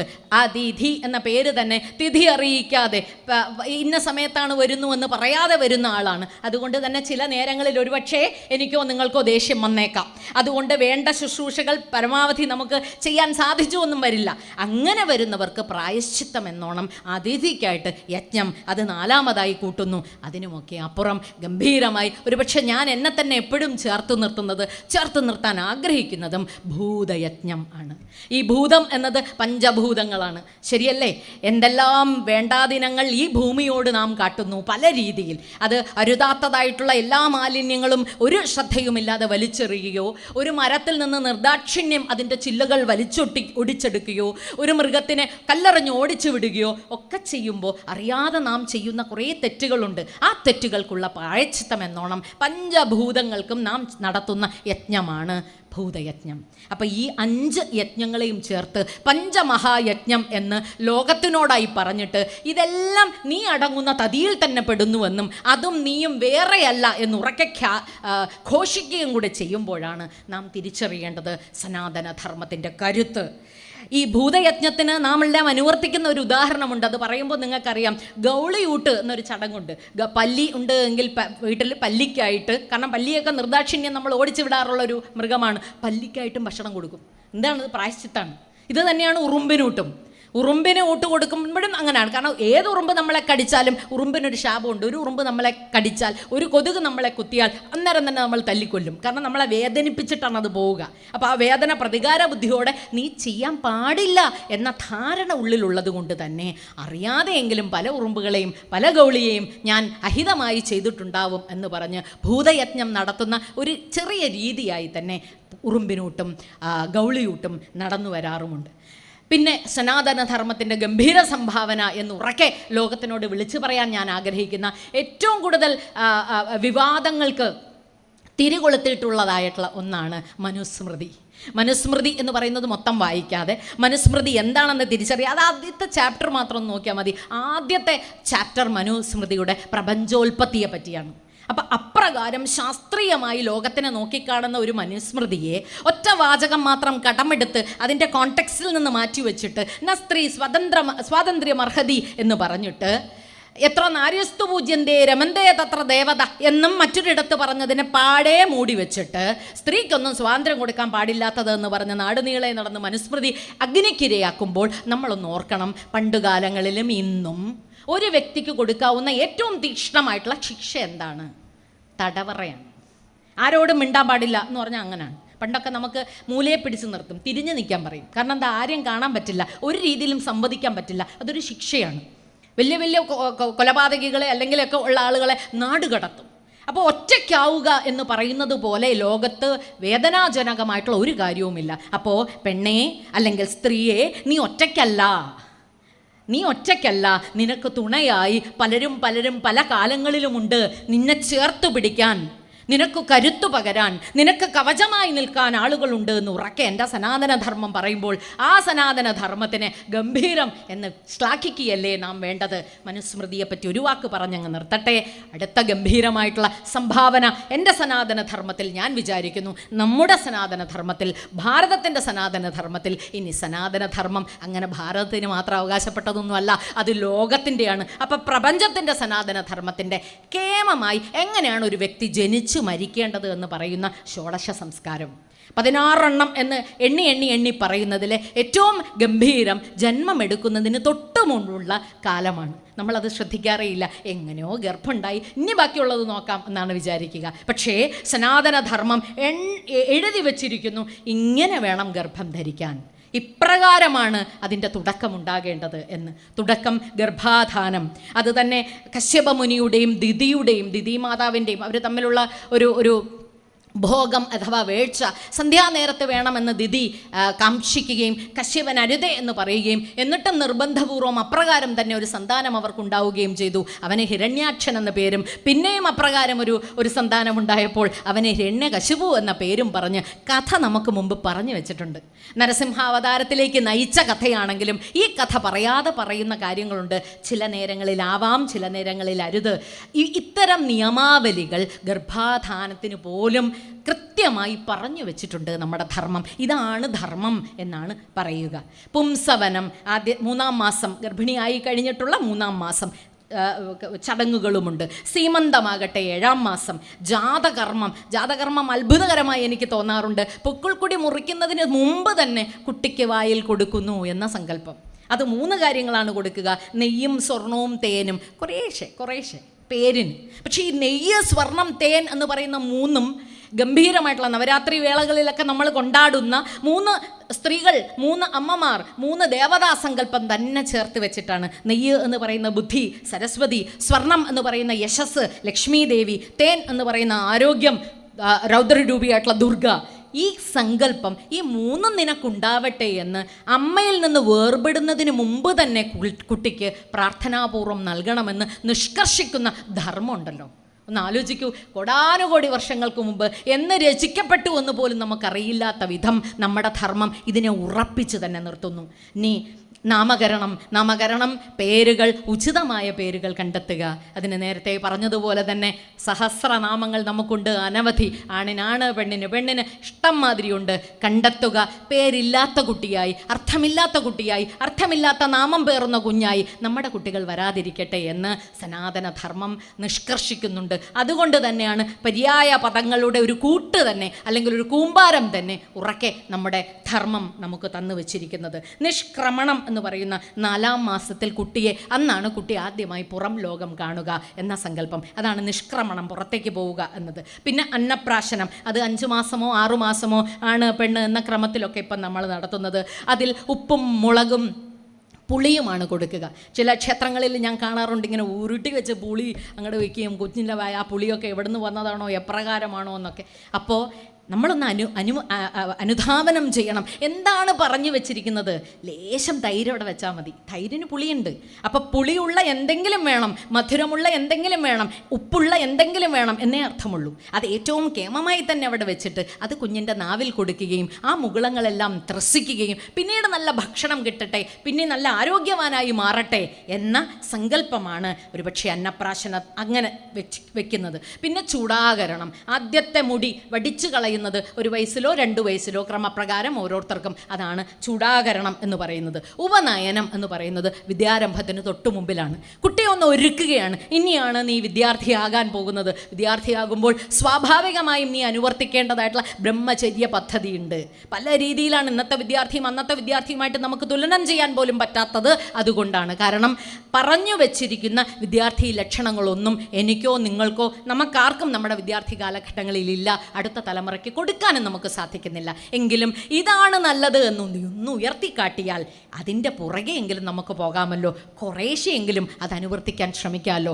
രാമായണത്തിൽ വിശ്വാമിത്ര മുനി വസിഷ്ഠൻ്റെ സഹായത്തോടുകൂടി ദശരഥ രാജാവിൻ്റെ അടുക്കലേക്ക് വരികയും കുട്ടിയെന്ന് തരണം, കുഞ്ഞുങ്ങളെ ഒന്ന് അയക്കണം, താടകയെ കൊല്ലാനാണ് എന്ന് പറഞ്ഞ് പോകുമ്പോൾ ദശരഥൻ പേടിച്ചു പോകും. ദശരഥൻ പറയും തരൂല എന്ന് മനസ്സിൽ പേടിയുണ്ട്. ഗുരുവിനോടായതുകൊണ്ട് പറയാൻ വയ്യ. വസിഷ്ഠൻ പറയും ധൈര്യമായി വിട്ടുകൊടുക്കൂ എന്ന്. ഞാൻ വിചാരിക്കുന്നു രാമൻ്റെ ജീവിതത്തിലെ ആദ്യത്തെ വിദ്യാരംഭം ഏറ്റവും കേമമായി ഒരുപക്ഷേ കുമാരകനായിട്ടുള്ള രാമന് കിട്ടിയത് കാട്ടിലെ അതിനിഗൂഢമായിട്ടുള്ള ജീവിത തത്വങ്ങൾ മനസ്സിലാക്കാനുള്ള സാഹചര്യം ഒരുക്കുന്നതിലാണ്. അപ്പോൾ വിദ്യാരംഭം അങ്ങനെ അവിടെ നിന്ന് വിശ്വാമിത്രനിൽ നിന്ന് ബലയും അതിബലയും മാത്രമല്ല ജീവിതം പഠിക്കുകയും കൂടി ചെയ്തതുകൊണ്ടാകണം യോദ്ധാവായും ധാർമ്മികനായും ശ്രീരാമചന്ദ്രദേവൻ രൂപപ്പെട്ടത്. അങ്ങനെ നമുക്ക് വ്യാഖ്യാനിക്കാൻ സാധിക്കും. പിന്നെ ഉള്ളത് ഔപനിഷദമാണ്. ഔപനിഷദം വേദാന്ത പഠനമാണ്. ആ പഠനം ജീവിതചര്യയെ രൂപപ്പെടുത്താൻ നമ്മെ സഹായിക്കും. മഹാനാമ്യം എന്ന് പറയുന്നത് ഭൗതിക ജ്ഞാനത്തിനായിട്ടുള്ള യജ്ഞമാണ്. കാരണം അത് നേരത്തെ നമ്മൾ പറഞ്ഞ പഞ്ചമഹായജ്ഞങ്ങളിലൊക്കെ പെടും. അതിനു വേണ്ടിയുള്ള അറിവ് സമ്പാദിക്കുകയും അത് ഏർപ്പെടുകയും ചെയ്യുക. ചെയ്തിട്ടോ ഇനി വീട്ടിലേക്ക് വരണം. അതാണ് അടുത്തത് സമാവർത്തം. വീട്ടിലേക്ക് വരുന്നത് മറ്റൊരൊരുക്കത്തിനാണ്. വിവാഹത്തിന് വേണ്ടി സ്വയം സന്നദ്ധനാവുകയാണ്. അതുകൊണ്ട് തന്നെ തൊട്ടടുത്തത് വിവാഹം. വിവാഹം വായിച്ചപ്പോൾ അതിൻ്റെ ക്രമം ഒന്ന് വായിച്ചു പോയപ്പോൾ എന്നെ അത്ഭുതപ്പെടുത്തി. 8 തരം വിവാഹങ്ങൾ എന്ന് പറയുന്നു. അത് തുടങ്ങുന്നത് ഏറ്റവും ശ്രേഷ്ഠമായ ബ്രഹ്മത്തിൽ നിന്ന് അരുതാത്തതായിട്ടുള്ള പൈശാചം വരെ. ക്രൂരമായി ഇഷ്ടമില്ലാത്ത സ്ത്രീയെ ബലാത്കാരേണ ഭോഗിക്കുകയും വേൾക്കുകയും ഒക്കെ ചെയ്യുന്നത് പൈശാചികം അല്ലെങ്കിൽ പൈശാചം, പിശാചിന് തുല്യമായത്. ബ്രഹ്മം എന്ന് പറയുന്നത് ഏറ്റവും ശ്രേഷ്ഠവും. അപ്പോൾ അതിൻ്റെ ക്രമത്തിൽ തന്നെയാണ് 8 രൂപത്തിലായിട്ട് അതിനെ വ്യാഖ്യാനം ചെയ്തു വെച്ചിരിക്കുന്നത്. ഏതൊരു വ്യക്തിയും ഏതൊരു സനാതന ധർമ്മ വിശ്വാസിയും ഇപ്രകാരമാണ് വിവാഹം ചെയ്യേണ്ടതെന്ന് നിഷ്കർഷയോടെ പറഞ്ഞു വച്ചിരിക്കുന്നു ഷോഡശ സംസ്കാരം. ഇനി വാനപ്രസ്ഥം.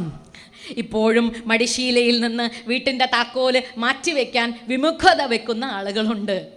ഇതെൻ്റെ കയ്യിൽ തന്നെ ഇരിക്കണം, എന്നെയും കൊണ്ടേ പോവുള്ളൂ എന്ന് പറയുമ്പോഴാണ് ചില ഇടങ്ങളിലെങ്കിലും മക്കളെല്ലാം ക്രുദ്ധരായി പോകുന്നത്. അത്തരം കാഴ്ചകളും നമുക്ക് കാണാം. ഒരു അനുധാവനത്തോടെ ഞാൻ ഇത്രയും നാളും നേടിയെടുത്ത അറിവെല്ലാം എൻ്റെ കുഞ്ഞുങ്ങളെ അനുഗ്രഹാശസ്സുകളായി നിങ്ങൾക്ക് തരികയും ഞാൻ സ്വയം നിഷ്ക്രമിക്കുകയും എന്നാൽ ഞാൻ ഇവിടെ നിന്നും പോകുന്നില്ല, നിങ്ങൾക്ക് വേണ്ട മാർഗനിർദ്ദേശങ്ങൾ ഈ അനുഭവ സമ്പത്തിൽ നിന്ന് ഞാനിങ്ങനെ സ്ഫുടം ചെയ്തെടുത്ത അനുഭവ സമ്പത്തുകൾ നിങ്ങൾക്കിട്ട് തരാം എന്ന് പറയുകയും ചെയ്യുന്ന പക്വതയുണ്ട്. നമ്മൾ സ്വയം പക്വമാകുന്ന പാകപ്പെടുന്ന ഒരവസ്ഥയാണ്. ഇങ്ങനെ പാകപ്പെടുന്ന അവസ്ഥയ്ക്ക് വാനപ്രസ്ഥം എന്ന് പറയുന്നു. അതിനുശേഷം തീർച്ചയായും പിന്നെ വരുന്നത് സന്യാസമെന്ന് വേണമെങ്കിൽ ഇഷ്ടമുണ്ട് എങ്കിൽ, ഇല്ലെങ്കിൽ അന്ത്യേഷ്ടിയാണ്. 16ാമത്തെ എന്ന് പറഞ്ഞ് നമുക്ക് പറയാവുന്ന അന്ത്യേഷ്ടിയാണ്. അന്ത്യേഷ്ടി പോലും ആഘോഷപൂർവ്വമാണ്. ഞാൻ മരിച്ചു പോയാൽ, ഇല്ലാതെയായാൽ അത് ഭസ്മമായി പോയിട്ട് ഭൂമിക്ക് വളമായി മാറണം എന്ന സങ്കല്പമാണ്. അപ്പോൾ പുലയും വാലായ്മയും ഒക്കെ ഇതിനോട് ചേർത്ത് തന്നെ വെക്കണം. നമ്മൾ പുലയെന്നും വാലായ്മയെന്നും ശുദ്ധാശുദ്ധികളെയൊക്കെ പറ്റി നെഗറ്റീവായി അല്ലെങ്കിൽ മോശപ്പെട്ട് പറയുമ്പോൾ ഒന്ന് ആലോചിക്കണം. അത് നമുക്ക് തരുന്ന ഒരു സംരക്ഷണ കവചം ഉണ്ടായിരുന്നു പണ്ട്.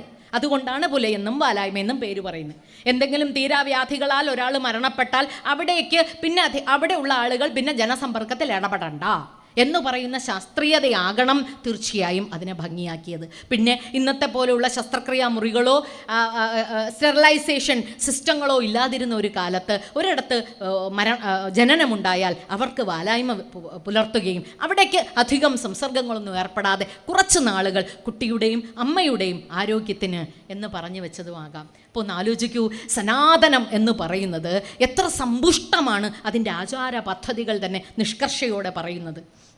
ഇതിഹാസങ്ങളെപ്പറ്റി പ്രതിപാദിച്ചിട്ട് നിർത്താം എന്ന് ഞാൻ വിചാരിക്കുന്നു. കാരണം ഇതിഹാസം പറഞ്ഞില്ല എങ്കിൽ നമ്മുടെ സംസ്കാരം എന്ത് എന്നും നമ്മുടെ ധർമ്മം എന്ത് എന്നും അത് പുലർത്തുന്ന നൈതികത എന്ത് എന്നും ലോകത്തിന് അറിയാൻ പറ്റില്ല.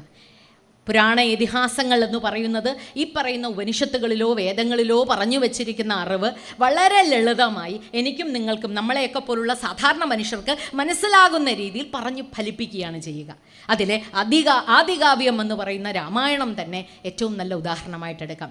നമ്മൾ നേരത്തെ പറഞ്ഞ പുരുഷാർത്ഥങ്ങളിലെ ധർമ്മ, അർത്ഥ, കാമ, മോക്ഷം കൃത്യമായും ഈ രണ്ട് ഇതിഹാസങ്ങളിൽ നമുക്ക് കാണാൻ പറ്റും. രാമായണം എന്ന് പറയുന്നതിൻ്റെ 2 വാചകങ്ങളൊന്ന് അടർത്തിയെടുത്താൽ ആരാണ് രാമൻ, ആരാണ് ദശരഥൻ എന്ന് മനസ്സിലാക്കാൻ പറ്റും. രാമോ വിഗ്രഹവാൻ ധർമ്മ, അതായത് ഒരു ധർമ്മത്തിനെ രൂപമെടുത്തൊരു വിഗ്രഹമാക്കി വെച്ചാൽ ആര്, അതാണ് രാമൻ. നിങ്ങളുടെ എല്ലാവരുടെയും റോൾ മോഡൽ, നമ്മളുടെ എല്ലാവരുടെയും റോൾ മോഡലായിട്ട് തന്നെ ധർമ്മത്തിൻ്റെ പ്രതിരൂപമായി രാമനെ കാണണം എന്നൊരു വാചകമുണ്ട്. അതുപോലെ തന്നെ അതികാമാത് ദശഗ്രീവ, ദശഗ്രീവൻ എന്ന് പറയുന്നത് ദശകണ്ഠൻ എന്ന അർത്ഥത്തിൽ തന്നെയാണ് സാക്ഷാൽ രാവണൻ്റെ ഒറ്റ കുഴപ്പമേ ഉള്ളൂ, അതികാമം. എന്തും എന്ന് പറയുന്നത് ദോഷമാണ് എന്നുള്ളത് കൃത്യമായി തന്നെ സനാതനധർമ്മം പറഞ്ഞു വച്ചിരിക്കുവാണ്. അപ്പോൾ ധർമാർത്ഥങ്ങളിൽ കാമം ധർമ്മനിബദ്ധമല്ല എങ്കിൽ അത് അബദ്ധത്തിലേക്ക് കലാശിക്കും എന്ന് രാവണൻ്റെ കഥ നമ്മെ പഠിപ്പിക്കുന്നുണ്ട്. പിന്നെ എപ്പോഴും വ്യാഖ്യാനിക്കുന്ന ഒരു പദമുണ്ട് രാമായണത്തിൻ്റെ ആദ്യ വരിയെപ്പറ്റി. മാ നിഷാദ പ്രതിഷ്ഠാത്വമഗമ ശാശ്വതീ സമ ക്രൗഞ്ചമിഥുനാദേകം അവധീ കാമമോഹിതം, ഇതാണ് പറഞ്ഞു വയ്ക്കുക. അതിനെ നമ്മളിങ്ങനെ വ്യാഖ്യാനിച്ച് അല്ലെങ്കിൽ ഏറ്റവും ഗംഭീരരായിട്ടുള്ള സ്കോളേഴ്സ് പറഞ്ഞു വെച്ചിരിക്കുന്നത് മാ നിഷാദ എന്ന് പറയുന്നത് അരുത് കാട്ടാള എന്ന്. രത്നാകരൻ പിന്നെ വാൽമീകിയായി മാറിയപ്പോൾ ഈ ഒരു കാഴ്ച കണ്ടപ്പോൾ ക്രൗഞ്ചമിഥുനങ്ങളിൽ ഒന്നിനെ കൊന്നു എന്നുള്ള ദേഷ്യം കാണിച്ചതാണ് എന്നൊരു വ്യാഖ്യാനമുണ്ട്. അല്ലെങ്കിൽ ആ വ്യാഖ്യാനമാണ് കൂടുതൽ ഫേമസ്, എല്ലാവർക്കും അറിയാവുന്നത്. അതുകൊണ്ട് തന്നെ ആരോടെങ്കിലും നമുക്ക് ദേഷ്യമുണ്ട് എങ്കിൽ അരുത് എന്ന് പറയുമ്പോൾ ഉടനെ നമ്മളും മാ നിഷാദ എന്ന് പറയും. അതിനെ ഗംഭീരമായി പ്രൊഫസർ നമ്പൂരി സാറ് കോട്ടയത്തുള്ള അദ്ദേഹം അത് വിവക്ഷിക്കുന്നത് ഞാൻ കേട്ടിട്ടുണ്ട്, അനുഭവിച്ചിട്ടുണ്ട്. സംസ്കൃത പണ്ഡിതനായിട്ടുള്ള അദ്ദേഹം അതിനകത്ത് ക്രിയാപദം തെറ്റാണ്, അതുകൊണ്ട് മാ എന്നും നിഷാദ എന്നും ചേർന്ന് വരികയില്ല, അതിനെ ഇപ്രകാരമാണ് വ്യാഖ്യാനിക്കേണ്ടത് എന്ന് പറഞ്ഞു വയ്ക്കുന്നു. മാ എന്ന് പറയുന്നത് അമ്മ എന്ന സങ്കല്പത്തിൽ, ലക്ഷ്മി എന്നുള്ള സങ്കല്പത്തിൽ, ലക്ഷ്മിയിൽ ഇരിക്കുന്നത് നിഷാദം ഇരിക്കുന്നത് എന്ന അർത്ഥത്തിൽ സാക്ഷാൽ വൈകുണ്ഠവതിയായിട്ടുള്ള വിഷ്ണു ഭഗവാനെ ഞാൻ വന്ദിക്കുന്നു എന്ന അർത്ഥത്തിലാണ്. ക്രൗഞ്ചമിഥുനം എന്ന് പറയുന്നത് മണ്ഡോദരിയും രാവണനും ചേരുന്ന മിഥുനം, അതായത് ആ പേർ, അതിലെ ഒന്ന് വല്ലാണ്ട് കാമമോഹിതമായി മാറി. അതാ രാവണൻ. ആ രാവണനെ കെടുത്തിയ, ആ രാവണനെ ഇല്ലാതെയാക്കിയിട്ട് ചിരസ്ഥായിയായ പ്രതിഷ്ഠ നേടിയ അല്ലയോ വിഷ്ണു ഭഗവാനെ അവിടുത്തെ ഞാൻ വന്ദിക്കുന്നു എന്ന് പറഞ്ഞ് വളരെ പ്രസാദാത്മകമായിട്ടാണ് രാമായണം തുടങ്ങുന്നത്. പലരും വ്യാഖ്യാനിച്ച് ഞാൻ കേട്ടിട്ടുണ്ട് അരുതുകളുടെ ശാസ്ത്രമാണ് രാമായണമെന്ന്. ഉറക്കെ പറയണം, ഭാരതം അങ്ങനെ അരുതുകളുടെയും നിഷേധാത്മകതയുടെയും രാഷ്ട്രമല്ല. ഒരു ട്രാജഡി പോലും, ഒട്ടനവധി നാടകങ്ങൾ ഇവിടെ രൂപം കൊണ്ടിട്ടുണ്ട്, പക്ഷേ ഇന്നേ വരെ ഒരു ട്രാജഡി പോലും, മഹാഭാരതവും രാമായണവും തന്നെ ഉദാഹരണം എടുത്തു നോക്കൂ, ആരൊക്കെ കൊല ചെയ്യപ്പെട്ടോ, ആരെല്ലാം അധർമ്മികളായി മാറിയോ അവർക്ക് വരെ മോക്ഷം കൊടുത്തവരാണ് നാം. വീരസ്വർഗ്ഗമാണ് കൊടുക്കുക. ദുര്യോധനനെ കാണാനായിട്ട് ഓടിപ്പോയ യുധിഷ്ഠിരൻ്റെ കഥ നമുക്കറിയാം. അത് കയറി അവിടെ ചെല്ലുമ്പോൾ തൻ്റെ സഹോദരന്മാർ അവിടെ ഇല്ല, പക്ഷേ ദുര്യോധനനും ദുശാസനും ഇരിക്കുന്നു. കാരണം എന്താ? അവർക്ക് വീരസ്വർഗ്ഗം കൊടുത്തതാണ്.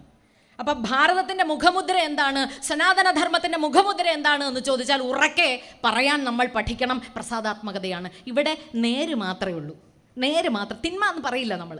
തിന്മയുള്ള ആളും നല്ല ഭജനത്തിലൂടെ, നല്ല അത് തിരിച്ചറിവോടുകൂടി പശ്ചാത്താപ വിവശനായി വന്നാൽ അവന് മോക്ഷം കൊടുക്കുന്ന നാടാണ് നമ്മുടേത്. അതുകൊണ്ടാണ് ദുശാസനന് ക്ഷേത്രം വരെ പണിത് കൊടുത്തിരിക്കുന്നത് നാം. അപ്പോൾ നീചം എന്ന് പറയാവുന്ന ഒന്നുമില്ല. അതുകൊണ്ട് ഇനിയെങ്കിലും മാ നിഷാദ ഒന്ന് വായിക്കുമ്പോൾ ഇത്തരം വ്യാഖ്യാനവും കൂടെ ഒന്ന് ചേർത്ത് വായിക്കുകയോ, നിങ്ങൾക്കറിയാവുന്ന, നമുക്കൊക്കെ അറിയാവുന്ന സംസ്കൃത പണ്ഡിതന്മാരോട് ഇത്തരം ഭാഷ്യമാണോ കൂടുതൽ അനുയോജ്യം എന്ന് ചോദിക്കുമ്പോൾ നമുക്ക് തിരിച്ചറിയാൻ സാധിക്കും സാക്ഷാൽ വാൽമീകി ഹർഷത്തോടു കൂടിയാണ്. കാരണം വാൽമീകം പൊട്ടിച്ചിട്ട് പുറത്തേക്ക് വരുന്നവന് ശപിക്കാനല്ല തോന്നുക, അവന് ദുഃഖമുണ്ട് തീർച്ചയായും. ആ ദുഃഖം, സംസാര ദുഃഖത്തിൽ നിന്ന് ബാക്കി ആൾക്കാരെയെല്ലാം കരകയറ്റാനുള്ള ശക്തിയുമായിട്ടാണല്ലോ ഞാൻ വരുന്നത്. ഞാൻ എപ്രകാരമാണ് രമിക്കേണ്ടത്, ഞാൻ എപ്രകാരമാണ് ഇടപെടേണ്ടത് എന്ന ചിന്തയാണ്. അതുകൊണ്ട് തന്നെയാകാം തൻ്റെ ആശ്രമത്തിൽ വന്ന ലവനെയും കുശനെയും, സീതാപരിത്യാഗത്തിന് ശേഷം തൻ്റെ ആശ്രമത്തിലെത്തിയ ലവനെയും കുശനെയും സീതയുടെയും രാമൻ്റെയും കഥ പഠിപ്പിച്ചത്.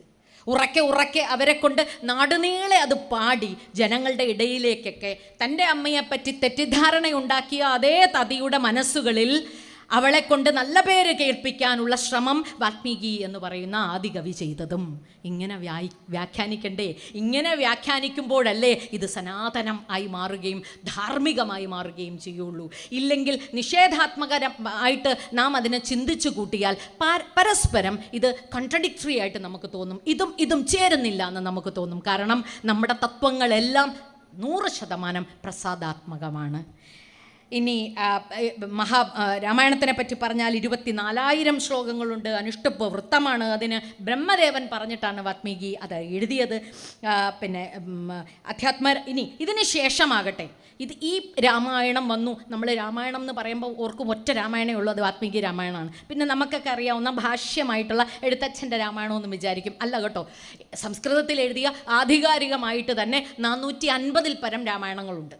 ആ രാമായണത്തിന് അല്ലാതെ ആ രാമായണത്തിൻ്റെ കൂട്ടത്തിലുള്ള ഒരു രാമായണത്തിനെ പറ്റിയാണ് ഞാനിപ്പോൾ പറയുന്നത്. അത് 4000 ശ്ലോകങ്ങളോടുകൂടി ചേർത്ത ഒരു രാമായണം. ആ രാമായണത്തിനെയാണ് അത് ആരെഴുതിയത് എന്നുള്ളത് അറിയില്ല. അതിനെ കടമെടുത്താണ്, അതിനെ കൃത്യമായി വ്യാഖ്യാനിച്ചാണ് നമ്മുടെ എഴുത്തച്ഛൻ കിളിപ്പാട്ടുണ്ടാക്കിയത്. അപ്പം നോക്കൂ, അതാണ് അധ്യാത്മരാമായണം. അപ്പോൾ വാൽമീകി രാമായണം, അധ്യാത്മരാമായണം. ഈ അധ്യാത്മരാമായണത്തിൽ നിന്ന് കടമെടുത്താണ്, അല്ലെങ്കിൽ അതിനെ മലയാളവൽക്കരിച്ചാണ് ഭക്തിപ്രസ്ഥാനത്തിന് രൂപം കൊടുത്ത സാക്ഷാൽ എഴുത്തച്ഛൻ അത് എഴുത്താക്കി മാറ്റിയത്. അതുകൊണ്ട് തന്നെ അതിനകത്തെ അധ്യാത്മരാമായണത്തിലുള്ള 7 കാണ്ഡങ്ങൾ അതുപോലെ തന്നെ എഴുത്തച്ഛൻ പകർത്തി എഴുതിയിട്ടുണ്ട്. ബാലകാന്ഡം, അയോധ്യാകാന്ഡം, ആരണ്യകാന്ഡം, കിഷ്കിന്ധാകാന്ഡം, സുന്ദരകാന്ഡം, യുദ്ധകാന്ഡം, ഉത്തരകാന്ഡം എന്നത് ചേർന്നിട്ട്. ഇത് ഒന്ന് പറഞ്ഞു നിർത്തിയത്, ഇത്ര സമ്പൂർണമാണ് ഇതിനകത്ത് എങ്ങനെയാണ് ധർമ്മം നിൽക്കുന്നത്. രാമായണത്തിനകത്തെ ധർമ്മം 1 or 2 പേരിലും 2 or 3 സാഹചര്യങ്ങളിലും പറയുമ്പോൾ അത് പൂർണ്ണമാകുമെന്ന് ഞാൻ വിചാരിക്കുന്നു. കാരണം എൻ്റെ മുമ്പിലിരിക്കുന്നത് അപ്രകാരം ഉള്ള ഒരു സഹൃദയ സദസ്സും കൂടിയാണ്. പിതാവിൻ്റെ ധർമ്മം അല്ലെങ്കിൽ പുത്രധർമ്മം ഇതിനെ ഒന്ന് ചേർത്തു വെച്ചാൽ ദശരഥനെ പറ്റി, രാമനെ പറ്റി പറയുന്നതിനോടൊപ്പം പറയേണ്ട ഒരു പേരാണ് ശ്രാവണകുമാരനെ പറ്റി. അന്ധരായിട്ടുള്ള തൻ്റെ മാതാപിതാക്കളെ കൊട്ടകളിലാക്കി ഇങ്ങനെ ചുമന്നുകൊണ്ട് ഒരിടത്തിൽ നിന്ന് ഒരിടത്തേക്ക് കൊണ്ടുപോയ ഗംഭീരനായിട്ടുള്ള പുത്രധർമ്മം എങ്ങനെ വേണമെന്ന് ലോകത്തിന് കാട്ടിക്കൊടുത്ത പുത്രൻ ശ്രാവണകുമാരൻ. ഈ കുമാരനെയാണ് തുമ്പിക്കൈയിൽ ആനയാണ് വെള്ളമെടുക്കുന്നത് എന്ന് തെറ്റിദ്ധരിച്ച് സന്ധ്യാനേരത്ത് നായാടാൻ രാജാക്കന്മാർക്ക് അവകാശമില്ലാതിരുന്ന സമയത്ത് രാജകുമാരനായിരുന്ന ദശരഥൻ ആന ഒരു ഹിംസ്രജീവിയല്ല എന്ന് അറിയുമാറി അതിനെ കൊല്ലാൻ പാടില്ല എന്നും നിഷ്ഠയുള്ളപ്പോൾ അധാർമികമായിട്ടുള്ള ഒരു കാര്യം ചെയ്തത്. നോക്കൂ, ഒരു ശാപം വരുന്നത് എങ്ങനെയാണ് ധർമാധർമ്മമായിട്ട് വിലയിരുത്തുമ്പോൾ നമുക്കത് തിരിച്ചറിയാൻ പറ്റും. അപ്പോൾ അധാർമികമായിട്ടുള്ളൊരു കാര്യം ചെയ്തത് ഇങ്ങനെയാണ്, അരുതാത്തത് ചെയ്തു. അമ്പെയ്തു. ആനയുടെ തുമ്പിക്കൈ അല്ലെങ്കിൽ മസ്തകത്തെ ഉന്നം വെച്ചിട്ടാണ് ശബ്ദം കേട്ട ദിക്കിലേക്കാണ് ദശരഥ രാജകുമാരൻ അമ്പെയ്തതെങ്കിലും കൊണ്ടത് ശ്രാവണകുമാരനാണ്. ആർത്തനാദത്തോടെ താഴേക്ക് വീണ ശ്രാവണകുമാരൻ്റെ സ്വരം കേട്ടപ്പോൾ മനസ്സിലായി അബദ്ധമെന്ന്. ഓടിപ്പോയി കുമാരനെ വാരിയെടുത്തു. മൃതപ്രായനായിരിക്കുന്ന കുമാരൻ പറഞ്ഞു, എന്നെ ഉപേക്ഷിച്ചേക്കൂ, ഞാനിപ്പം മരിക്കും. പക്ഷേ വിശന്ന് ദാഹിച്ചിരിക്കുന്നു എൻ്റെ അച്ഛനും അമ്മയും, അവർ അന്ധരാണ്, അവർക്ക് തനിച്ച് തന്നെ വന്ന് ജലം അന്വേഷിക്കാൻ സാധിക്കില്ല, അതുകൊണ്ട് കൊടുക്കൂ. ഇതാണ് പുത്രധർമ്മം. രാമായണം നമ്മെ രാമൻ്റെ പുത്രധർമ്മം മാത്രമല്ല പഠിപ്പിക്കുന്നത്, ശ്രാവണകുമാരൻ്റെ പുത്രധർമ്മവും കൂടെ കാട്ടിത്തരുന്നുണ്ട്, പഠിപ്പിക്കുന്നുണ്ട്. ശ്രാവണൻ ഇത് പറഞ്ഞപ്പോൾ ഒരു തോളിൽ ആ ജഡവും അടുത്ത തോളിൽ കുടത്തിൽ ജലവുമായിട്ട് അടുത്തേക്ക് വരികയും അതിൻ്റെ പാദത്തിൻ്റെ സ്വരം കേട്ടപ്പോൾ തന്നെ മകനല്ല എന്ന് തിരിച്ചറിഞ്ഞിട്ട് ദമ്പതിമാർ കാര്യങ്ങളെല്ലാം മനസ്സിലാക്കി കഴിഞ്ഞിട്ട് ചിത ഒരുക്കാൻ ആവശ്യപ്പെടുകയും ചിതയിലേക്ക് മകൻ്റെ ജഡം വയ്ക്കുന്നതിനോടൊപ്പം തന്നെ ചാടി ആത്മാഹൂതി ചെയ്യുകയും ആത്മാഹൂതി ചെയ്യുന്നതിന് മുമ്പ് ഉറക്കെ അവർ ശാപം കൊടുക്കുകയും ചെയ്തു. ദശരഥന് ഇതുപോലെ നിനക്കും എന്ന് പറഞ്ഞതിൻ്റെ പാപത്തിൽ നിന്ന് മാറാൻ ദശരഥന് സാധിച്ചില്ല. രാമൻ സാക്ഷാൽ വിഷ്ണു ഭഗവാൻ തന്നെ മകനായി ജനിച്ചിട്ട് പോലും അതിൽ നിന്ന് മാറാൻ സാധിച്ചില്ല. അത്ര തീക്ഷ്ണമാണ് ഇതിനകത്തെ ധർമ്മബോധങ്ങൾ ചേർത്ത് വെച്ചിരിക്കുന്നത്. ഓർക്കുക, രാമായണം ഇനി വായിക്കുമ്പോൾ അല്ലെങ്കിൽ രാമായണത്തെപ്പറ്റി ഒന്ന് ആലോചിക്കുമ്പോൾ ഇത്തരം തലങ്ങളും കൂടെ നമ്മളതിനെ നോക്കിക്കണ്ടാൽ, ഇനി അസുരന്മാരുടെ കൂട്ടത്തിലും അപ്രകാരമുണ്ട്, വാനരരുടെ കൂട്ടത്തിലുമുണ്ട്, പിതാവും പുത്രനും ഒക്കെ നമുക്ക് എടുക്കാൻ പറ്റും. പിതാവ് എന്ന അർത്ഥത്തിൽ ബാലിയെ എടുത്താൽ ബാലിയുടെ മകനായിട്ടുള്ള അംഗദനുണ്ട്. അവർ തമ്മിലും ഭക്തിയുടെയും ധർമ്മത്തിൻ്റെയും കാര്യത്തിൽ ഈ പറയുന്ന സമർപ്പണ ബുദ്ധിയായി ഇടപെടുന്നുണ്ട്. ഇനി രാവണൻ്റെ കാര്യമാണെങ്കിലും അവിടെ ഇന്ദ്രജിത്തിൻ്റെ കാര്യമാണെങ്കിലും അവിടെയുമുണ്ട് പിതാവും പുത്രനും. എല്ലാവരും ശ്രദ്ധിച്ചു നോക്കുക. കഥാപാത്രങ്ങളെ നിങ്ങൾക്കറിയാവുന്നത് കൊണ്ടും സമയത്തിൻ്റെ ഒരു ഞെരുക്കം ഞാൻ അനുഭവിക്കുന്നത് കൊണ്ടും പിന്നെ ഇതൊന്നും അത്ര ആവർത്തന വിരസത ഉണ്ടാവാതിരിക്കാനും അറിയാവുന്ന കാര്യങ്ങളാണല്ലോ, അതുകൊണ്ടൊന്ന് പറഞ്ഞു പോകുന്നതേ ഉള്ളൂ. അപ്പം എന്താണ് പിതാവ്, എങ്ങനെയാണ് ഒരു പിതാവിൻ്റെ ധർമ്മം, എന്താണ് പുത്രൻ, എപ്രകാരമാണ് ഒരു പുത്രൻ പുത്രൻ അഥവാ പുത്രി ധർമ്മം നിർവഹിക്കേണ്ടത് എന്നും പറഞ്ഞു തരുന്നുണ്ട്, പറയാതെ പറഞ്ഞു തരുന്നുണ്ട് കഥാസന്ദർഭങ്ങളിലൂടെയും കഥാപാത്രങ്ങളിലൂടെയും രാമായണം. പിന്നെ സഹോദരധർമ്മവും ഇങ്ങനെ തന്നെ. മനുഷ്യരുടെ സഹോദരത്വം മാത്രമല്ല പറയുന്നത്. ലക്ഷ്മണനും രാമനും തമ്മിലുള്ള ബന്ധം നമുക്കറിയാം. ലക്ഷ്മണൻ പലപ്പോഴും അസമീക്ഷ്യകാരിയാകുമ്പോൾ അങ്ങനെയല്ല വേണ്ടത്, ഇങ്ങനെയാണ് വേണ്ടത് എന്നൊക്കെ ലക്ഷ്മണോപദേശം എന്ന് തന്നെ പറഞ്ഞ് രാമൻ പറഞ്ഞു കൊടുത്ത പാഠങ്ങൾ എനിക്കും നിങ്ങൾക്കുള്ള പാഠവും കൂടിയാണ്, നമുക്ക് കിട്ടുന്ന പാഠവും കൂടിയാണ്. എന്നാൽ വേറൊരു 2 സഹോദരന്മാരുണ്ടായിരുന്നു, ഭരതനും ശത്രുഘ്നനും. ഇവർ രണ്ടുപേരും സന്യാസതുല്യരായി എങ്ങനെയാണോ തൻ്റെ 2 സഹോദരന്മാർ ജീവിച്ചത് അതുപോലെ തന്നെ പാതുകം കൊണ്ടുവന്ന് വെച്ച് പൂജിച്ചിട്ട് അപ്രകാരം ജീവിക്കുമ്പോൾ അവരുടെ സാഹോദര്യവും ഒന്നും ആലോചിക്കേണ്ടതില്ലേ? കൂട്ടിച്ചേർത്ത് വായിക്കേണ്ടതില്ലേ? ധർമ്മത്തെ നോക്കിക്കാണേണ്ടതില്ലേ? അങ്ങനെ തന്നെയാണ് ജടായുവും സമ്പാദിയും എന്ന് പറയുന്ന 2 സഹോദരരെയും നോക്കിക്കാണേണ്ടത്. ജടായുവും സമ്പാദിയുമായി ചെറുപ്രായത്തിൽ ഒരു മത്സരം നടന്നു. ആരാണ് ഏറ്റവും ഉയരത്തിൽ പറന്ന് പോവുക എന്ന്. ഏറ്റവും ഉയരത്തിൽ പറക്കാനായിട്ട് സമ്പാദിയും ജടായുവും കിണഞ്ഞ് ശ്രമിക്കുമ്പോൾ ജ്യേഷ്ഠൻ സമ്പാദി ഒന്ന് ശ്രദ്ധിച്ചു, ജടായു തന്നെക്കാളും വല്ലാതെ വേഗത്തിൽ പറക്കുന്നു. ഉയരത്തിൽ പറക്കുന്നതിലുള്ള അസൂയയായിരുന്നില്ല, മറിച്ച് സൂര്യൻ്റെ അടുത്തേക്ക് ജടായു പോകുന്നത് കണ്ട് പേടിച്ച് സമ്പാദി ആത്മഹത്യാപരമായി തന്നെ ജടായുവിന് മേൽ പറന്നു. ജടായുവിന് മേൽ പറന്നു എന്ന് പറയുമ്പോൾ ആലോചിച്ച് നോക്കണം, സമ്പാദിക്ക് പറക്കാൻ പറ്റും. പക്ഷേ മേളിൽ പറഞ്ഞത് എന്തിനാണ്? തൻ്റെ ചിറകുകൾ കരിഞ്ഞോട്ടെ, തൻ്റെ സഹോദരന് കുഴപ്പം പറ്റരുത് എന്നാണ്. സഹോദരധർമ്മം എങ്ങനെയാണെന്ന് നോക്കൂ. കഥയുടെ ഏറ്റവും അവസാനം ജടായുവിന് മംഗലം കിട്ടുന്ന നിമിഷം എങ്ങനെയാണോ തൻ്റെ പിതാവിന് അന്ത്യേഷ്ടി നടത്തുക അപ്രകാരം തന്നെ ശ്രീരാമചന്ദ്രദേവൻ ചെയ്യാനായി തുനിഞ്ഞപ്പോൾ കൂപ്പുകൈകളോട് ജടായു പറഞ്ഞു എന്നാണ് കഥ. എൻ്റെ സഹോദരൻ എവിടെയോ ഉണ്ട്, മരിച്ചു പോയിട്ടുണ്ടാവാം, മൺമറഞ്ഞിട്ടുണ്ടാകാം, അന്ന് കത്തിക്കരിഞ്ഞ് താഴേക്ക് പോയത് മാത്രമേ എനിക്കറിയാവുള്ളൂ. ദയവായി എനിക്ക് മംഗലം തരുന്നത് പോലെ തന്നെ മോക്ഷം എൻ്റെ ജ്യേഷ്ഠനും കൊടുക്കണേ എന്ന് ആലോചിച്ച് നോക്കൂ. കിളികളാണേ, വെറും പക്ഷികളാണ്. പക്ഷെ ആ പക്ഷികളെ രാമായണം എങ്ങനെയാണ് ശക്തമായി എൻ്റെയും നിങ്ങളുടെ മുമ്പിൽ നിർത്തുന്നത്? ഇതാണ് സഹോദരധർമ്മം എന്ന് കാട്ടിക്കൊണ്ട്. ഇനി വേറെ സഹോദരന്മാരുണ്ട്, വിഭീഷണനും രാവണനും കുംഭകർണനും ചേർന്നത്. 6 മാസം ഉറക്കത്തിലായ ഒരാൾ ഇതുപോലെ തന്നെ മരിക്കാൻ തുനിയുന്നു, എൻ്റെ സഹോദരന് വേണ്ടി ഞാൻ എന്നും ചെയ്യും. മരിക്കാനായിട്ടാണ് പോകുന്നത്. തമോ ഗുണത്തിൻ്റെ പ്രതീകമാണ് കുംഭകർണൻ. എങ്കിലും ഞാൻ വിചാരിക്കുന്നു രാജസഗുണം അവിടെ കൂടുതലായി വരുന്നു തൻ്റെ സഹോദരന് വേണ്ടി നിൽക്കുമ്പോൾ. വിഭീഷണനാകട്ടെ ഈ 3 പേരും 3 ഗുണങ്ങളെ തന്നെ പ്രതിനിധാനം ചെയ്യുന്നവരായി നമുക്ക് കാണാം. ഇതുപോലെ തന്നെ സ്ത്രീ കഥാപാത്രങ്ങൾ. ഊർമിളയുടെ മുമ്പിൽ മാത്രമേ ശ്രീരാമചന്ദ്രദേവൻ മുഖം കുനിച്ചിട്ടുള്ളൂ എന്നും ഒരു ഭാഷ്യമുണ്ട്. ഞാൻ പറഞ്ഞ 450-ൽ പരം യഥാർത്ഥ രാമായണങ്ങളും 1000-ഓ ലക്ഷത്തിൽ പരം വ്യാഖ്യാനങ്ങളും ദശലക്ഷത്തിൽ പരം ഉപവ്യാഖ്യാനങ്ങളിലും ഏതിലൊക്കെയോ വരുന്ന ഒരു കഥയാണിത്. അതുകൊണ്ട് ഇത് ഏതിൽ എങ്ങനെ എന്ന് ചോദിച്ചാൽ നമുക്കറിയില്ല. ഊർമിള സുസ്മേരവദനയായി തന്നെ അഭിഷേകം നടത്തുന്ന വേളയിൽ ഇവർ വനത്തിൽ നിന്ന് തിരിച്ചു വരുന്ന സമയം ഓടി നടത്തുന്ന കാര്യങ്ങളെല്ലാം ചെയ്യുന്നത് കണ്ട് ശ്രീരാമചന്ദ്രദേവൻ അത്ഭുതപ്പെട്ടു. തൻ്റോടൊപ്പം തൻ്റെ ഭാര്യയുണ്ട്. ഭരതനും ശത്രുഘ്നനുമാകട്ടെ മാണ്ഡവിയും ശ്രുതകീർത്തിയും കൂടെ തന്നെയുണ്ട്. ഭർത്താവ് ഒപ്പമില്ലാതെ താൽക്കാലിക വൈധവ്യം അനുഭവിച്ച ഒരൊറ്റ സഹോദരിയെ ഇവിടെ ഉള്ളൂ, അത് ഊർമിളയാണ്. ഊർമിളയുടെ അടുത്ത് വന്ന് മുഖം കുനിച്ചിട്ട് ശ്രീരാമചന്ദ്രദേവൻ മാപ്പിരുന്നപ്പോൾ ചിരിച്ചുകൊണ്ട് തന്നെ അവൾ മറുപടി പറഞ്ഞു, ഒരു കുഴപ്പമില്ല, അന്ന് യാത്ര ചോദിക്കാനായി എൻ്റെ അടുക്കലേക്ക് ലക്ഷ്മണൻ വന്നായിരുന്നു, അന്ന് അദ്ദേഹത്തോട് ഒറ്റ വരമേ ഞാൻ ചോദിച്ചോളൂ, അവിടുന്ന് എൻ്റെ അടുക്കലില്ല എന്ന് എനിക്ക് തോന്നരുത്, എനിക്ക് വിരഹം തോന്നരുത്. ഇതും സഹോദര സ്നേഹമായിട്ട് തന്നെ കൂട്ടിച്ചേർത്ത് വായിക്കേണ്ടതുണ്ട്. അതിനെ പതീധർമ്മം പത്നീധർമ്മം എന്നും നമുക്ക് വായിക്കാം. അങ്ങനെ ധാർമ്മികതയുടെ മൂലഗ്രന്ഥമായി നമ്മൾ രാമായണത്തെ നോക്കിക്കാണേണ്ടതും ആ അർത്ഥത്തിലാണ്.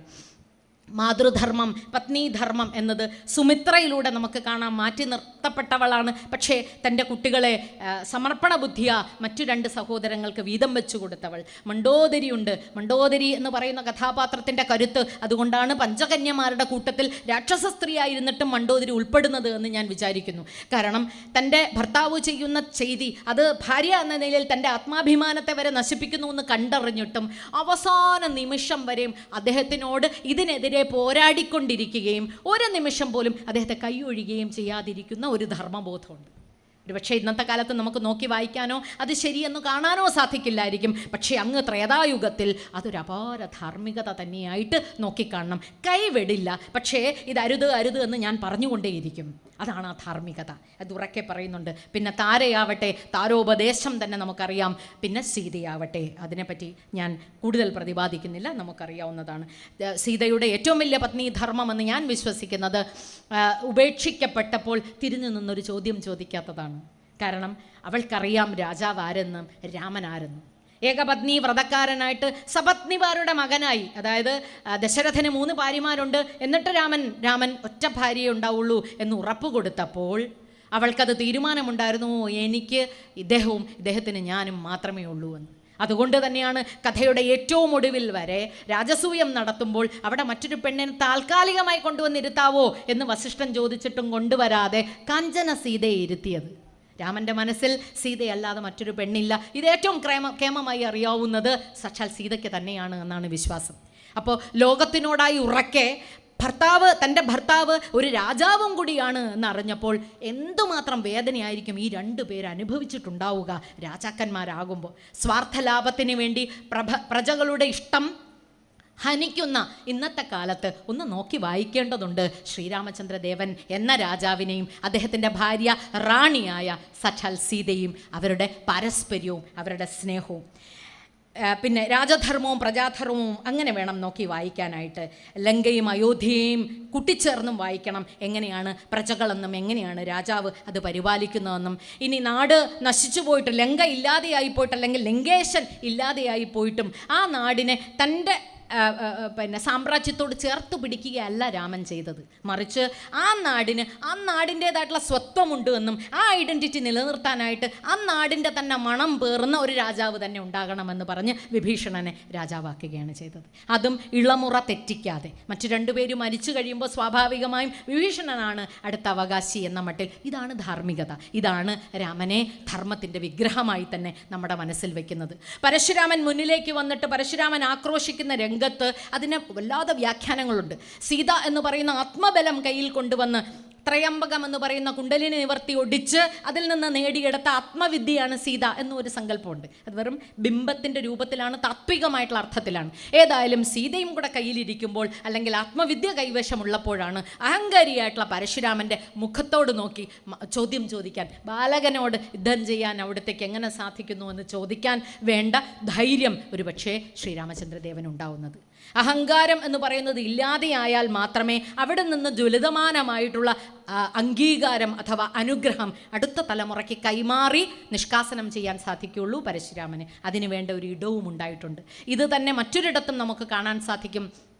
വള്ളക്കാരൻ ശ്രീരാമചന്ദ്രദേവനോട് അഹല്യയ്ക്ക് മോക്ഷം കൊടുത്തതുപോലെ അവിടുന്ന് എവിടെ ചവിട്ടിയാലും അവിടെ എന്തെങ്കിലും പാദത്തിൽ ധൂളിയുണ്ട് എങ്കിൽ അതെല്ലാം പിന്നെ പെണ്ണായി മാറുമോ വേറെ ആരെങ്കിലുമൊക്കെ ആയി മാറുമോ ചെയ്താൽ വള്ളക്കാരനാണേ എനിക്ക് ഈ വള്ളമേ ഉള്ളേ, അതുകൊണ്ട് കാലൊന്ന് തൂത്തിട്ട് വരണം എന്ന് പറയുമ്പോൾ അദ്ദേഹം കാല് കഴുകിയിട്ട് തന്നെ വള്ളത്തിനകത്തേക്ക് കടക്കുമ്പോൾ അതും നമുക്കൊന്ന് വ്യാഖ്യാനിക്കാവുന്നതാണ്. തൻ്റെ കൈവശമുണ്ടായിരുന്ന തമോ ഗുണങ്ങൾ എന്തെങ്കിലും ഉണ്ടെങ്കിൽ, രജോ ഗുണങ്ങൾ എന്തെങ്കിലും ഉണ്ടെങ്കിൽ അതെല്ലാം കടന്നിട്ട് കഴുകിക്കളഞ്ഞിട്ട് മാത്രമേ നദി കടക്കാനാവുകയുള്ളൂ. ഇനി ഞാൻ പോകുന്നത് വനത്തിനുള്ളിലേക്കാണ്, അല്ലെങ്കിൽ വനവാസ കാലത്തിലേക്കാണ്. അതിന് ഏറ്റവും സത്വഗുണ സമ്പന്നമായി ഞാൻ മാറേണ്ടതുണ്ട് എന്ന് ധാർമ്മികമായി പറയാതെ പറയുകയും കൂടെ ചെയ്യുന്നുണ്ട് ഈ കഥാസന്ദർഭത്തിൽ. ശൂർപ്പണഖയും മാരീചനും 2 രീതിയിലുള്ള കാമത്തിൻ്റെ പ്രതീകങ്ങളായി നമുക്ക് കാണാം.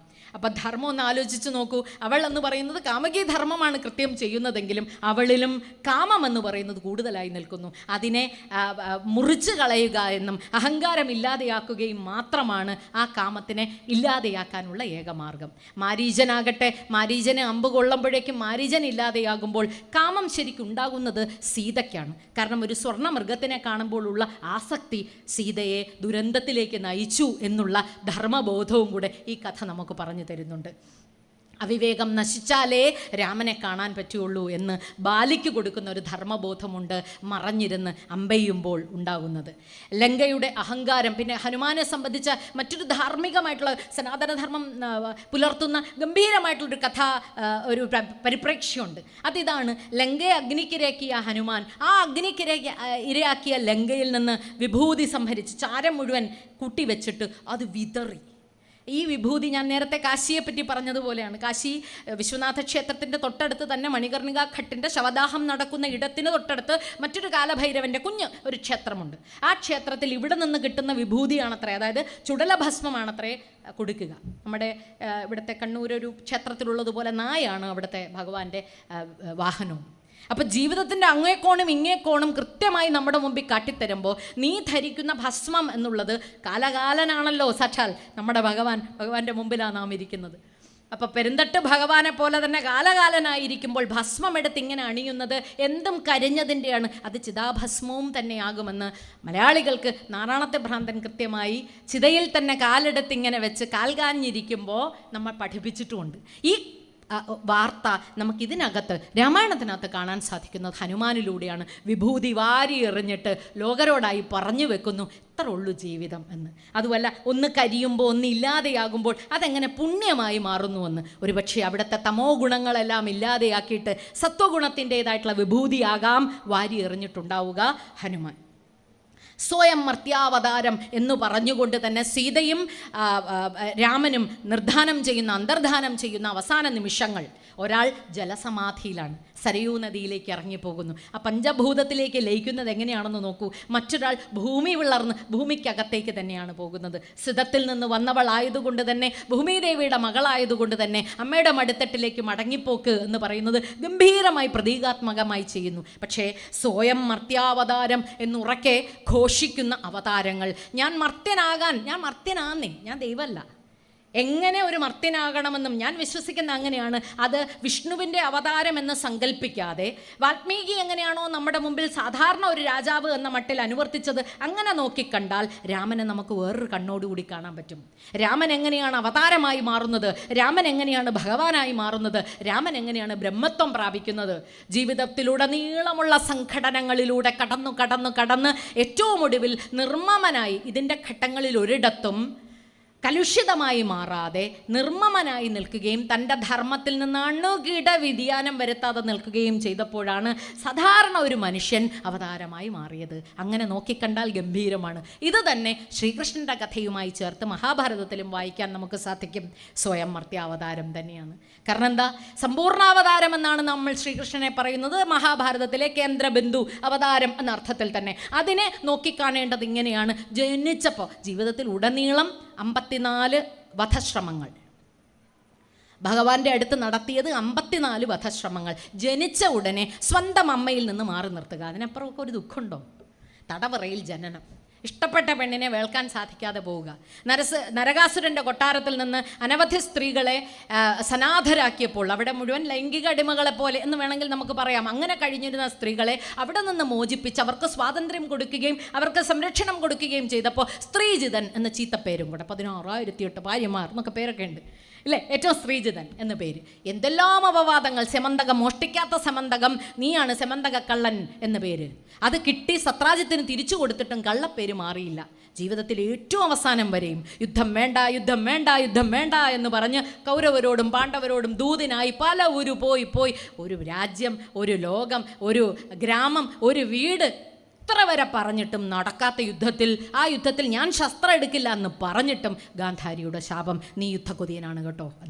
ഗാന്ധാരിയുടെ ശാപം അപ്പോഴും മുഖം കുനിച്ച് നിർന്ന് അത് സ്വീകരിക്കുകയാണ് ചെയ്തത് സാക്ഷാൽ ശ്രീകൃഷ്ണ ഭഗവാൻ. ഒന്നാലോചിക്കൂ, എങ്ങനെയാണ് ശ്രീകൃഷ്ണൻ എന്ന് പറയുന്ന സാധാരണ മനുഷ്യൻ സമ്പൂർണ്ണ അവതാരമായി മാറുന്നത്. അക്ഷോഭിനായി അവസാനം വരെ നിന്നു എന്ന് മാത്രമല്ല, എപ്പോഴും അദ്ദേഹത്തിൻ്റെ ചുണ്ടിൽ തത്തിക്കളിക്കുന്നൊരു പുഞ്ചിരിയും ഉണ്ടായിരുന്നു. ജീവിതം എന്ന് പറയുന്നത് പ്ലേഫുൾനെസ് എന്നാണ് അതിനെ പറയുക. തമാശയായിട്ട്, ജീവിതമായിട്ട്, ആഘോഷപൂർവ്വമായിട്ട് കൊണ്ടാടപ്പെടേണ്ടതുണ്ട്. എന്തെല്ലാം ഹിതമോ അഹിതമോ വരട്ടെ. അതുകൊണ്ടാണ് വേദസാര സർവസ്വമായ, ഉപനിഷത് സാര സർവസ്വമായ ഭഗവത്ഗീതയുടെ ഉപജ്ഞാതാവ്, അല്ലെങ്കിൽ ആരുടെ വായിലൂടെയാണ് അത് വരേണ്ടത്? സാക്ഷാൽ ശ്രീകൃഷ്ണ ഭഗവാന്റെ തന്നെ എന്ന് വന്നത്. അർജുനനിൽ പരിണാമം സംഭവിപ്പിക്കാൻ, മാറ്റം സംഭവിപ്പിക്കാൻ ശ്രീകൃഷ്ണ ഭഗവാന് സാധിച്ചതും അതുകൊണ്ട് തന്നെയാണ്. ഭഗവത്ഗീത എന്ന് പറയുന്നത് വെറുതെ ഒന്ന് നോക്കിക്കാണേണ്ടതല്ല, മറിച്ച് ഒരു ഗൃഹസ്ഥാശ്രമി മറ്റൊരു ഗൃഹസ്ഥാശ്രമിയോട് പറയുന്ന കാര്യമാണ്. ഭഗവാൻ ഒരു മലയുടെ മുകളിൽ കയറി നിന്ന് നാട്ടുകാരോടെല്ലാം എന്താ ഇങ്ങനെ ചെയ്തോ എന്ന് പറയല്ല ചെയ്യുന്നത്. ഞാനും നീയും സമാണ്. ഏറ്റവും ഒടുവിൽ പറയുന്നുണ്ട് അതിഗുപ്തമായിട്ടുള്ള ജീവിത രഹസ്യങ്ങൾ, തത്വം ഇന്നേ വരെ ആരും കേട്ടിട്ടില്ലാത്തത്, ഉപയോഗിക്കാത്തത്, അറിയാൻ പാടില്ലാത്തത് നിന്നോട് പറഞ്ഞു കേട്ടോ അർജുന ഞാൻ. പക്ഷേ നീ നിന്റെ തുലാസിലിട്ടൊന്ന് തൂക്കി നോക്കി, നിനക്ക് കൊള്ളാമെന്നുണ്ടെങ്കിൽ കൊള്ളൂ, ഇല്ലെങ്കിൽ തള്ളിക്കളയൂ. ഇതൊരു ജനാധിപത്യ സ്വഭാവമാണെന്ന് ആലോചിക്കൂ. ഇതാണ് സനാതനധർമ്മത്തിൻ്റെ കാതൽ എന്ന് ഞാൻ വിശ്വസിക്കുന്നു. ഇതെല്ലാം ഞാൻ പറഞ്ഞു തന്നിരിക്കുന്നു, സ്വീകരിക്കണം എന്ന് പറയുകയല്ല ചെയ്യുന്ന, ആജ്ഞയല്ല, മറിച്ച് നിൻ്റെ ഉള്ളിൽ നിൻ്റെ തന്നെ മനസ്സിട്ട് നീ വെക്കൂ. കാരണം ഞാൻ എങ്ങനെയാണോ ബ്രഹ്മം, അതുപോലെ തന്നെ നീയും ബ്രഹ്മം തന്നെ. എനിക്ക് വിലയിരുത്താൻ പറ്റുന്നതുപോലെ നീയും. ആ സമം എന്ന തോന്നൽ കൃത്യമായി കൊണ്ടുവരാൻ ഭഗവാന് സാധിക്കും. മഹാഭാരതത്തിനെ പറ്റി പറയേണ്ടതൊന്നുണ്ട്. മഹാഭാരതം എന്ന് പറയുന്നത് ലോക ഇതിഹാസങ്ങൾ, പ്രത്യേകിച്ചും ഗ്രീക്ക് ഇതിഹാസങ്ങളായിട്ടുള്ള ഒഡീസിയും ഇലിയഡും കൂടെ ചേർത്ത് വെച്ചാൽ അതിൻ്റെ 13 ഇരട്ടിയാണ്. എൻ്റെ വലിപ്പം ഒന്ന് ആലോചിച്ച് നോക്കൂ. സനാതനധർമ്മത്തിൻ്റെ കരുത്ത് അത് എന്നാണ് ഞാൻ വിശ്വസിക്കുന്നത്. അതുകൊണ്ടാണ് അതിനെ മഹത്വാത് ബൃഹത്വാത് ച മഹാഭാരതം ഉച്യതേ എന്ന് പറയുന്നത്. മഹത്വമുള്ളതുമാണ്, ബൃഹത്വമാണ്, ഇതിനപ്പുറമില്ല. കാരണം 1.25 ലക്ഷം ശ്ലോകങ്ങളാണ്. പഞ്ചമവേദമായിട്ടും അതിനെ പറയുന്നുണ്ട്. 18 പർവ്വങ്ങളുണ്ട്. പിന്നെ 3 തവണ വ്യാഖ്യാനിക്കപ്പെട്ടിട്ടുണ്ട്. വ്യാസൻ വൈശമ്പായനോട് പറഞ്ഞു, വൈശമ്പായൻ ആ കേട്ടത് സൂതനോട് പറഞ്ഞു. ജനമേജയ യജ്ഞം നടന്നപ്പോൾ സൂതൻ അത് ശൗനകാദി ഋഷിമാർക്ക് നൈമിഷകാരണ്യത്തെപ്പറ്റി പറഞ്ഞു. അപ്പോൾ വ്യാഖ്യാനം 3 തട്ടായി. 3ാമത്തെ തട്ടാണ് നമുക്ക് കിട്ടിയിരിക്കുന്ന സച്ചാൽ മഹാഭാരതം. അപ്പം എത്ര സീവ് ചെയ്ത് കടഞ്ഞെടുത്ത് എത്ര മനോഹരമായി അത് രൂപം കൊണ്ടുവന്ന് നോക്കൂ. മഹാഭാരതത്തിൽ പറയുന്ന ഒരു ശ്ലോകമുണ്ട്, യദി ഹാസ്തി തദന്യത്ര എന്നെ ഹാസ്തി ന തത് ക്വച്ചിത്. ഇതിൽ ഉള്ളതെല്ലാമേ എവിടെയുമുള്ളൂ, ഇതിലില്ലാത്തത് ഒരിടത്തുമില്ല എന്ന് പറഞ്ഞാൽ സമ്പൂർണ്ണമാണ്, ഓൾ ഇൻക്ലൂസീവാണ്. ലോകമെമ്പാടും എന്തൊക്കെയുണ്ടോ അതെല്ലാം ഇതിനകത്തുണ്ട്. ഇതിൽ കാണാത്തതായി ഒന്നും കാണാൻ പറ്റില്ല. എത്ര ആർജവത്തോടു കൂടിയാണ് ആ പ്രസ്താവന ഒന്ന് ആലോചിച്ച് നോക്കൂ. നമ്മൾ വായിക്കുമ്പോൾ അതിലെ കഥാസന്ദർഭങ്ങളും ധാർമ്മിക ബോധങ്ങളും ഇടപെടലുകളും നോക്കുമ്പോൾ മാതൃസങ്കല്പത്തിലായാലും പിതൃധർമ്മത്തിൻ്റെ കാര്യത്തിലായാലും പുത്രധർമ്മത്തിൻ്റെ കാര്യത്തിലായാലും ഭാര്യ ഭർത്താവ് സഹോദര ധർമ്മത്തിൻ്റെ കാര്യത്തിലായാലും ഏത് സന്ദർഭങ്ങൾ ചേർത്തെടുത്ത് വായിച്ചാലും നമുക്കവിടെ ധാർമ്മികത കാണാൻ പറ്റും. രാമായണത്തിനേക്കാൾ കൂടുതൽ ഞാൻ വിചാരിക്കുന്നു പുരുഷാർത്ഥങ്ങൾ കുറച്ചുകൂടി സങ്കീർണമാണ് മഹാഭാരതത്തിൽ. അടുത്ത യുഗത്തിലേക്ക് വന്നിട്ട് ദ്വാപരയുഗത്തിലാണ് അതിൻ്റെ സൃഷ്ടി എന്നതുകൊണ്ടാവാം സംഭവിച്ചത് എന്നതുകൊണ്ടാകാം, അല്ലെങ്കിൽ എത്ര സങ്കീർണതകളുള്ള കഥാപാത്രങ്ങളാണ്, അത്രയധികം നമുക്ക് എണ്ണമെടുത്ത് പറയാൻ പറ്റാത്ത ഉപാഖ്യാനങ്ങളും കൂടെ ഉണ്ട്. ചെറിയൊരു കാര്യം പറയാം. യുധിഷ്ഠിരൻ അജ്ഞാതവാസ കാലത്തിനകത്ത് ഇടയ്ക്ക് പിന്നെ മുനിയോട് ബൃഹദീശ്വര മുനിയോട് വിഷമത്തിൽ പറയുന്നു, എൻ്റെ ജീവിതം എന്താ ഇങ്ങനെ, ഇത്തരം ബുദ്ധിമുട്ടുകൾ എന്തുകൊണ്ട് ഞങ്ങൾക്ക് സംഭവിക്കുന്നു, ഞങ്ങളൊരു തെറ്റും ചെയ്യുന്നില്ലല്ലോ, ഞങ്ങൾ അദ്ദേഹം ധർമ്മപുത്രനും കൂടെയാണല്ലോ എന്ന് പറയുമ്പോൾ ഒരു കഥയാണ് മുനി പറഞ്ഞു കൊടുക്കുന്നത്. മുനി പറയുന്ന കഥ നളോപാഖ്യാനമാണ്. നളൻ എന്ന് പറയുന്ന നല്ലവനായ രാജാവ് സുഖമായിട്ട് ജീവിച്ചുകൊണ്ടിരിക്കുന്നു. ഇഷ്ടമുള്ള പെണ്ണിനെ വിവാഹം കഴിച്ചു. അവൾക്കും നളനെ തന്നെയായിരുന്നു ഇഷ്ടം. സ്വയംവരത്തിലാണ് അവർ ചേർന്നത്. ഒക്കെ ഗംഭീരമായി പോയെങ്കിലും ഒരാൾക്ക് കലിക്ക് ഒരിച്ചിരി അസുഖം ഉണ്ടായി. കലിയുടെ അസുഖത്തിൻ്റെ ബാക്കിയാണ് നളൻ ജീവിതത്തിൽ മുഴുവൻ സർപ്പദംശമേറ്റു, കലിബാധിതനായി, ദുഃഖം മുഴുവൻ, വിരഹം സംഭവിച്ചു, വേർപിരിഞ്ഞു, രാജ്യം നഷ്ടപ്പെട്ടു, പുഷ്കരന് വേണ്ടി രാജ്യം കൂടി. ഈ ചെറിയൊരു ഉപാഖ്യാനമാണ്. 100 കണക്കിന് ശകുന്തള ഉപാഖ്യാനമെല്ലാം മഹാഭാരതത്തിനകത്തുള്ള ഉപാഖ്യാനങ്ങളാണ്. ഓരോ കഥയും എന്നെയും നിങ്ങളെയും പഠിപ്പിക്കുന്ന ജീവിത പാഠങ്ങൾ ധർമ്മത്തിൻ്റേതായിട്ടുള്ള പാഠങ്ങളാണ്, ധാർമ്മികതയുടെ ആയിട്ടുള്ള പാഠങ്ങളാണ്. ഈ പാഠങ്ങൾ നമ്മെ എവിടെ നാം നിൽക്കുന്നുവെന്നും എപ്രകാരമാണ് നാം ഇടപെടേണ്ടതെന്നും എങ്ങനെ നാം പെരുമാറിയാൽ നമുക്ക് അത്ഭുതകരമായിട്ടുള്ള മാറ്റങ്ങൾ സമൂഹത്തിലും നമുക്കുള്ളിലും മോക്ഷപ്രാപ്തിയിലേക്കും നമ്മെ നയിക്കാൻ ചെയ്യാൻ പറ്റും എന്നുള്ളത് പറഞ്ഞു തരുന്നുണ്ട്. യഥോ ധർമ്മ സ്തതോ ജയ എന്നുറക്കെ ശ്ലാഘിച്ച ഗാന്ധാരി. കണ്ണുകെട്ടിയ അമ്മ നമുക്ക് പറഞ്ഞു തരുന്ന വലിയൊരു പാഠമുണ്ട്. കുട്ടികളുടെ ദുഷ്ചെയ്തികളുടെ നേരെ കുട്ടികൾ ചെയ്യുന്ന നല്ലതും ചീത്തയും കണ്ണും തുറന്നു തന്നെ കാണുക. അരുതുകൾ ചെയ്യുന്നുവെങ്കിൽ അരുത് എന്ന് പറയാൻ വേണ്ട വലിപ്പം കണ്ണിന് കൊടുക്കുക. കെട്ടിവെച്ചാൽ ഫലം 100 ഇല്ലാതെയായി എന്ന് ഗാന്ധാരി പറയുന്നു. പക്ഷേ ഗാന്ധാരി കാട്ടിത്തരുന്നു. ഗാന്ധാരി 100 തവണയും തൻ്റെ നേരെ നമ്രശിരസ്കനായി നിൽക്കുന്ന ദുര്യോധനനോട് കൊടുത്ത വരം ഇത് മാത്രമേ ഉള്ളൂ, നിൻ്റെ ഭാഗത്ത് നന്മയുണ്ടെങ്കിൽ നന്മയുണ്ട് കേട്ടോ. യഥോ ധർമ്മ സ്തതോ ജയ, ഇത്രയും പറയണുള്ളൂ. നീ വിജയീഭവ എന്ന് പറയുന്നില്ല. പക്ഷേ അവൾ കൊടുക്കേണ്ടി വന്ന വില തൻ്റെ കണ്ണടച്ചു വെച്ചതിന് ആ അമ്മ. അപ്പോൾ അമ്മയുടെ ധർമ്മം, മാതൃധർമ്മം ഗാന്ധാരി പുലർത്തിയോ, എത്ര കണ്ട് കുന്തി പുലർത്തി എന്നതിൻ്റെ ഒരു തുലനവും കൂടെ ചെയ്യാൻ മഹാഭാരതം എന്ന സനാതന ധർമ്മത്തിൻ്റെ പാഠം എന്നെയും നിങ്ങളെയും പഠിപ്പിക്കുന്നുണ്ട്. ഭീഷ്മർ എന്ന് പറയുന്ന കഥാപാത്രം ഏറ്റവും കേമം എന്ന് ഞാൻ വിചാരിക്കുന്നു. കാരണം തൻ്റെ അമ്മയ്ക്ക് തൻ്റെ അച്ഛൻ ഇഷ്ടമുള്ള സ്ത്രീയെ വിവാഹം കഴിക്കാൻ വേണ്ടി ഏറ്റവും ഭീകരമായിട്ടുള്ള ശപഥം എടുത്ത ആളാണ് ഭീഷ്മർ. ഭീഷ്മർ ഇതിനകത്ത് മുഴുവൻ രംഗപ്രവേശം ചെയ്യുന്നുണ്ട് പല രീതിയിലും.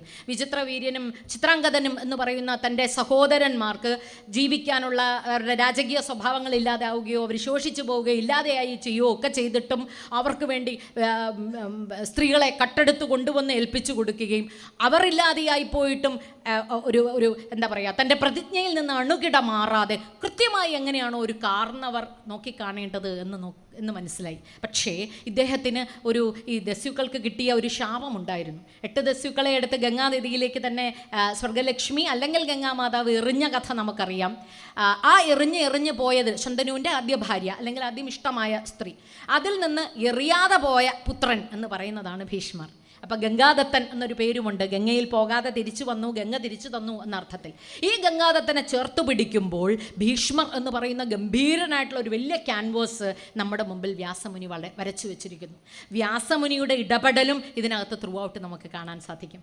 അംബിക, അംബാലിക, ദാസി ഇവർ 3 പേരിൽ അവരിൽ കുട്ടികൾ ജനിപ്പിക്കണം എന്നുള്ള ഒരു കൃത്യത്തിൽ ഇടപെടുകയും എപ്രകാരമാണോ ഗർഭാധാനത്തിൻ്റെ സമയത്തുള്ള അമ്മയുടെ മനസ്ഥിതി അപ്രകാരം പുത്രന്മാരുണ്ടാകുമെന്ന് കഥയിലൂടെ പറഞ്ഞു തരികയും ചെയ്യുന്നു.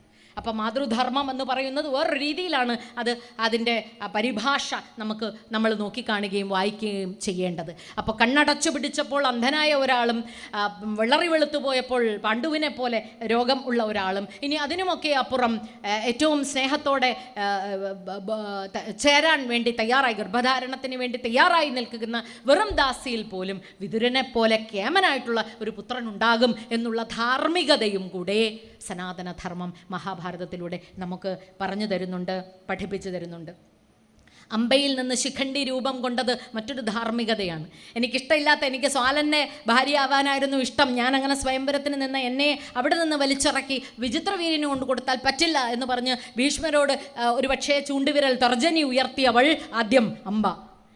ആ അമ്പയ്ക്ക് പിന്നെ അവിടെയുമില്ല ഇവിടെയില്ല സ്വാലനം സ്വീകരിക്കുന്നില്ല എന്നുള്ള ഘട്ടം വന്നപ്പോഴേക്കും ആത്മാഹൂതി ചെയ്തപ്പോൾ വെറുതെ ആത്മാഹൂതിയല്ല ചെയ്തത്. പകരം ഭീഷ്മർ, നീ ചെയ്ത തെറ്റിന്, നീ ചെയ്ത അധാർമികതയ്ക്ക് നീ വില കൊടുക്കേണ്ടി വരും എന്ന് പറയുന്നു. അപ്പോൾ ദസ്യുവിന് കിട്ടിയ പാപത്തിൻ്റെ ബാക്കി അനുഭവിക്കാതെ ശരശയ്യയിൽ കിടന്ന് സ്വച്ഛന്ത മൃത്യുവായിട്ടിരിക്കുക. എന്നിട്ട് ശരശയ്യയിൽ അനുഭവിക്കാവുന്നത് മുഴുവൻ ദുഷ്ചെയ്തികൾ മുഴുവൻ തൻ്റെ മുന്നിൽ പ്രചരിക്കുകയും നടക്കുകയും ചെയ്തപ്പോഴും ചെറുവിരൽ അനക്കാൻ പോലും ശക്തിയില്ലാതെ നിൽക്കുക. അധർമ്മപക്ഷത്താണ് എങ്കിലും നിസ്വരനായിട്ട് ഒരുപക്ഷെ നിസ്സഹായതയോടുകൂടി കൗരവപക്ഷത്ത് നിൽക്കേണ്ടി വരിക. ഇതെല്ലാം ധാർമ്മികതയുടെ മറ്റൊരു പാഠവും കൂടിയാണ് നമുക്ക് കാട്ടിത്തരിക.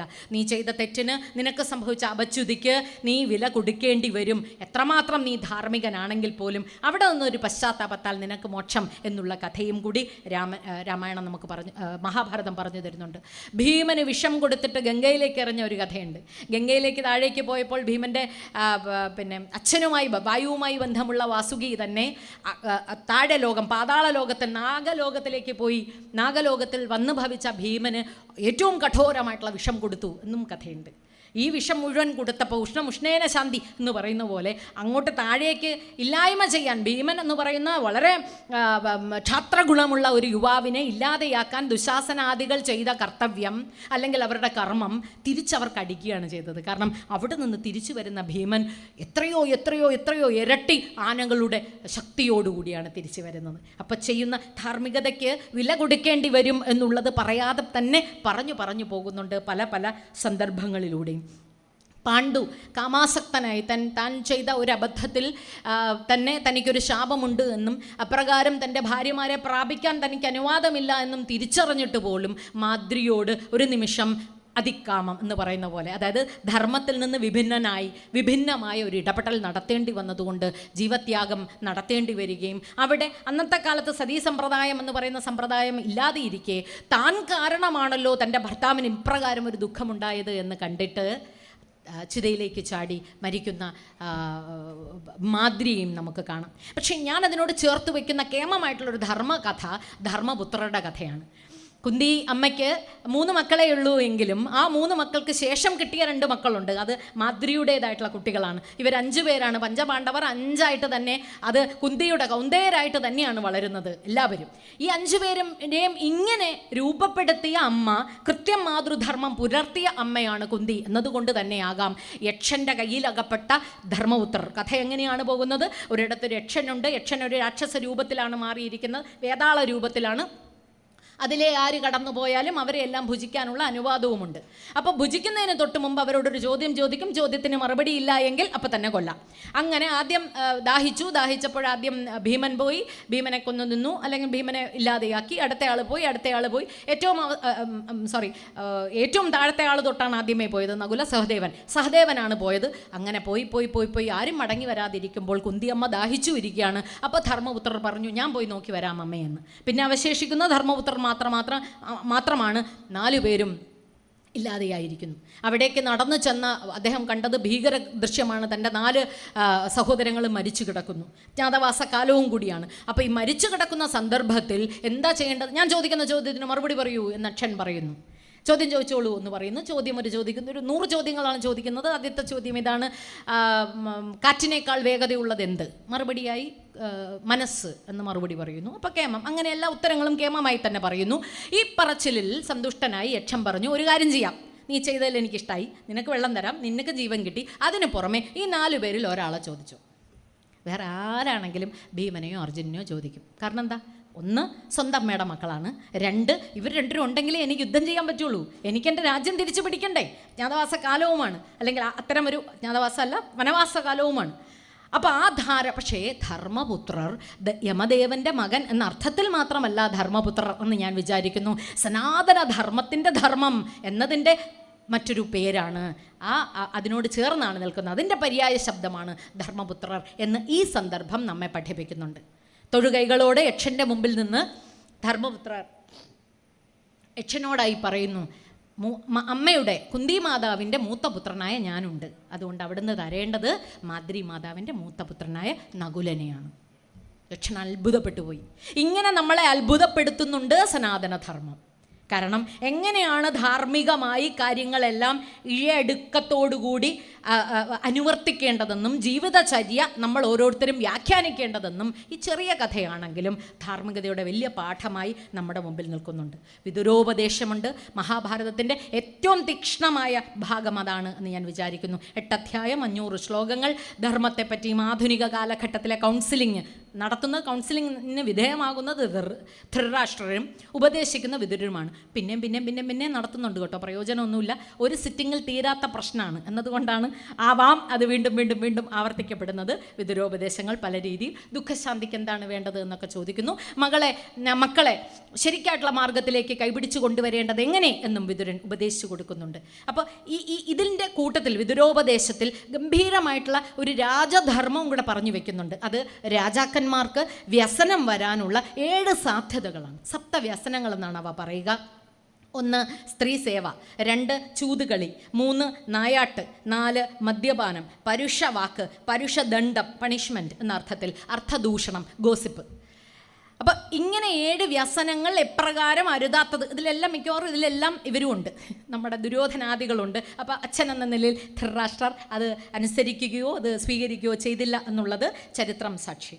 ഇനി ദണ്ഡങ്ങളെ പറ്റിയും വിദുരോപദേശത്തിലുണ്ട്. ദണ്ഡങ്ങൾ പല രീതിയിലുണ്ടെന്നും, ദണ്ഡം പണിഷ്മെൻറ്റ്, സാമമെന്നും ദാനമെന്നും ഭേദമെന്നും. ഒരാളോട് സൗമ്യമായി പറഞ്ഞ് ഉപദേശ രൂപേണ തന്നെ ചേർത്ത് വെക്കണം എന്ന് പറയുന്ന ആദ്യഘട്ടം സാമമായും, എന്തെങ്കിലും ചെറിയ ചുഗ്ലിന്തികളൊക്കെ കൊടുത്തിട്ടൊന്ന് റിവാർഡ്സ് ഒക്കെ കൊടുത്തിട്ട് സന്തോഷിപ്പിച്ചുകൊണ്ട് ദാനമൊക്കെ ചെയ്ത് കുട്ടികളെ ആണെങ്കിലും മുതിർന്നവരെ ആണെങ്കിലും കയ്യിലെടുത്ത് അത് ഒരു ശീലത്തിലേക്ക്, നല്ല ശീലത്തിലേക്ക് കൊണ്ടുവരാൻ ശ്രമിക്കണമെന്നും, എന്നിട്ടും സാധിച്ചില്ല എങ്കിൽ ഭേദം തന്നെയാണ് എന്ന ക്രമവും വിദുരർ ധൃതരാഷ്ട്രർക്ക് ഉപദേശിച്ചു കൊടുക്കുകയാണ്. മക്കളെ എങ്ങനെയല്ല വളർത്തേണ്ടത്, ഈ ക്രമത്തിൽ മുന്നോട്ട് പോകണം എന്ന പാഠത്തിലൂടെ.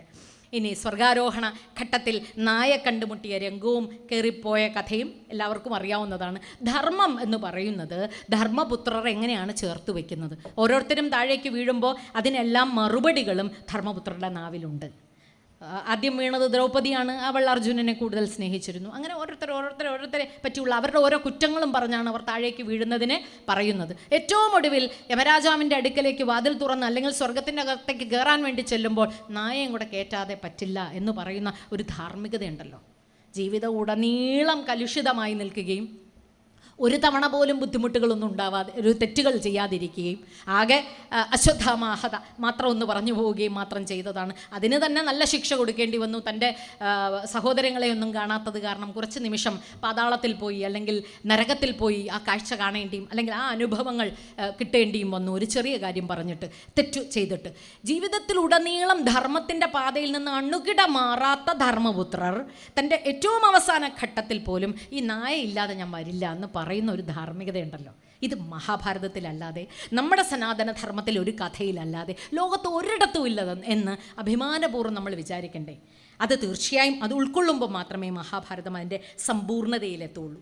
ഭഗവത്ഗീതയെപ്പറ്റി ഒന്ന് പറഞ്ഞ് നിർത്താം എന്ന് ഞാൻ വിചാരിക്കുന്നു. ഞാൻ നേരത്തെ പറഞ്ഞതുപോലെ തന്നെ വിഷാദയോഗമാണ് അതിനകത്ത് കേമമായിട്ടുള്ള തിങ്. വിഷാദയോഗമെന്നും കുരുക്ഷേത്രം എന്ന് പറയുന്നതും വ്യാഖ്യാനിക്കേണ്ടതുണ്ട്. എന്തുകൊണ്ട് യുദ്ധഭൂമിക തന്നെ തിരഞ്ഞെടുത്തു ഭഗവാൻ എന്ന് ആലോചിക്കുമ്പോഴാണ് യുദ്ധം എന്ന് പറയുന്നത് ദൈനംദിന ജീവിതത്തിലെ പ്രക്ഷുബ്ധകരമായ സന്ദർഭങ്ങളാണ്. അവിടെ വെച്ചാണ് പലപ്പോഴും നമുക്ക് അയ്യോ എനിക്കിനി ഒന്നും ചെയ്യാൻ പറ്റിയല്ലേ എന്ന് പറഞ്ഞ് തേർത്തട്ടിൽ തളർന്നു വീഴുന്നത്, ഗാണ്ഡീവം ഊർന്നു പോകുന്നത്, അതെ, നമുക്ക് കർമ്മം ചെയ്യാൻ ആവാത്ത വിധം നമ്മൾ മൗഢ്യത്തിലായി പോകുന്നത്. അവിടെയാണ് ഒരു ഗൃഹസ്ഥാശ്രമി മറ്റൊരു ഗൃഹസ്ഥാശ്രമിക്ക് സഖേ എന്ന് വിളിച്ചുകൊണ്ട്, ചങ്ങായി എന്ന് വിളിച്ചുകൊണ്ട്, കൂട്ടുകാരാ എന്ന് വിളിച്ചുകൊണ്ട് സംവദിക്കുന്നത്. കർമ്മണ്യേവാധികാരസ്തേ മാ ഫലേഷു കദാചന എന്ന് പറയുന്നത് മനസ്സിൽ സൂക്ഷിക്കേണ്ട ഒന്നാണ്. ഫലമെന്നും പ്രതിഫലമെന്നും പറയുന്നത് കിട്ടുന്ന കൂലിയൊക്കെ പ്രതിഫലമായിട്ട് വെച്ചാലും അതിനപ്പുറം അതിന് കിട്ടുന്ന നന്മകൾക്ക് എനിക്ക് അവകാശമില്ല എന്ന് പറഞ്ഞ് നിസ്വനരായി സമർപ്പണ ബുദ്ധിയാ എന്തും ചെയ്താൽ അത് തന്നെ കേമം. സ്ഥിതപ്രജ്ഞൻ എന്ന് പറയുന്ന മറ്റൊരു പദവും ഭഗവത്ഗീത നമ്മെ ധാർമ്മികതയുടെ പാഠമായി പഠിപ്പിക്കുന്നുണ്ട്. ബാലൻസ് എന്നാണ് അതിൻ്റെ അർത്ഥം. സുഖദുഃഖങ്ങളിൽ സമമായി തന്നെ മനസ്സിനെ നിലനിർത്താൻ സാധിച്ചാൽ അവന് മോക്ഷം, അവൻ ബ്രഹ്മം. ബ്രഹ്മതത്വം ആണല്ലോ നമ്മുടെ എല്ലാം കൊതി. അതിലേക്ക് പോകുക അത്ര എളുപ്പമല്ല. അതിനുവേണ്ടി മനസ്സിനെ ഒന്ന് ഒരുക്കുകയാണ് വേണ്ടത് എന്ന് സ്ഥിതപ്രജ്ഞൻ. ആമയെപ്പോലെ തന്നെ ഇന്ദ്രിയങ്ങളെ പുറന്തോടിനകത്തേക്ക് വലിച്ച് എടുക്കാനുള്ള കഴിവുണ്ടാകണമെന്നുള്ള ഒരു പ്രതീകാത്മകമായിട്ടാണ് അതിൻ്റെ വ്യാഖ്യാനം പോവുക. പിന്നെ ക്രോധത്തിൽ നിന്ന് എങ്ങനെ സമ്മോഹമുണ്ടാകുമെന്നും സ്മൃതിനാശവും ബുദ്ധിനാശവും സർവനാശത്തിലേക്കും വരും എന്നും എനിക്ക് മുമ്പ് സംസാരിച്ച പ്രസംഗകൻ കൃത്യമായി തന്നെ വ്യാഖ്യാനിച്ചതുകൊണ്ട് ഞാനതിലേക്ക് കടക്കുന്നില്ല. നിന്റെ ശത്രുവും മിത്രവും നീ തന്നെ എന്ന് ഗംഭീരമായി പറഞ്ഞു വെക്കുന്നുണ്ട് ഭഗവത്ഗീത. നീ തന്നെയാണ്, നീ പുറത്തെവിടെയുമല്ല. നമ്മളൊക്കെ അങ്ങനെയാണ്. എപ്പോഴും ദുഃഖമുണ്ടാകുമ്പോൾ, വേദന ഉണ്ടാകുമ്പോൾ, പരാജയം ഉണ്ടാകുമ്പോൾ അത് അയാൾ കാരണമാണ്, ഇയാൾ കാരണമാണ്, ഇങ്ങനെ അല്ലായിരുന്നെങ്കിൽ അങ്ങനെ വന്നേനെ എന്ന് പറഞ്ഞ് പുറം ലോകത്തിലേക്ക് വെക്കും. അതല്ല, നീ തന്നെയാണ്. നിൻ്റെ മുമ്പിൽ വരുന്ന എന്ത് പ്രതിസന്ധിയെയും തരണം ചെയ്യാനുള്ള സിദ്ധിയും കൂടെ കിട്ടിയാണ് നീ വന്നിരിക്കുന്നത്.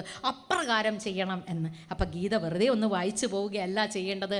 അതിൻ്റെ കടഞ്ഞെടുത്ത, വേദത്തിൻ്റെ മുഴുവൻ കടഞ്ഞെടുത്ത ധാർമ്മികത മുഴുവൻ ഇറ്റിറ്റിറ്റ് വീഴിക്കുന്നുണ്ട് നമ്മുടെ ജീവിതത്തിലും നമ്മുടെ മനസ്സുകളിലും. അത് യഥാ യഥാ ഹി ധർമ്മസ്യ ഗ്ലാനിർഭവതി ഭാരത അഭ്യുത്ഥാനമധർമ്മസ്യ തദാത്മാനം സൃജാമ്യഹം പരിത്രാണായ സാധൂനാം വിനാശായ ദുഷ്കൃതാം ധർമ്മ സംസ്ഥാപനാർത്ഥായാം സംഭവാമി യുഗേ യുഗേ.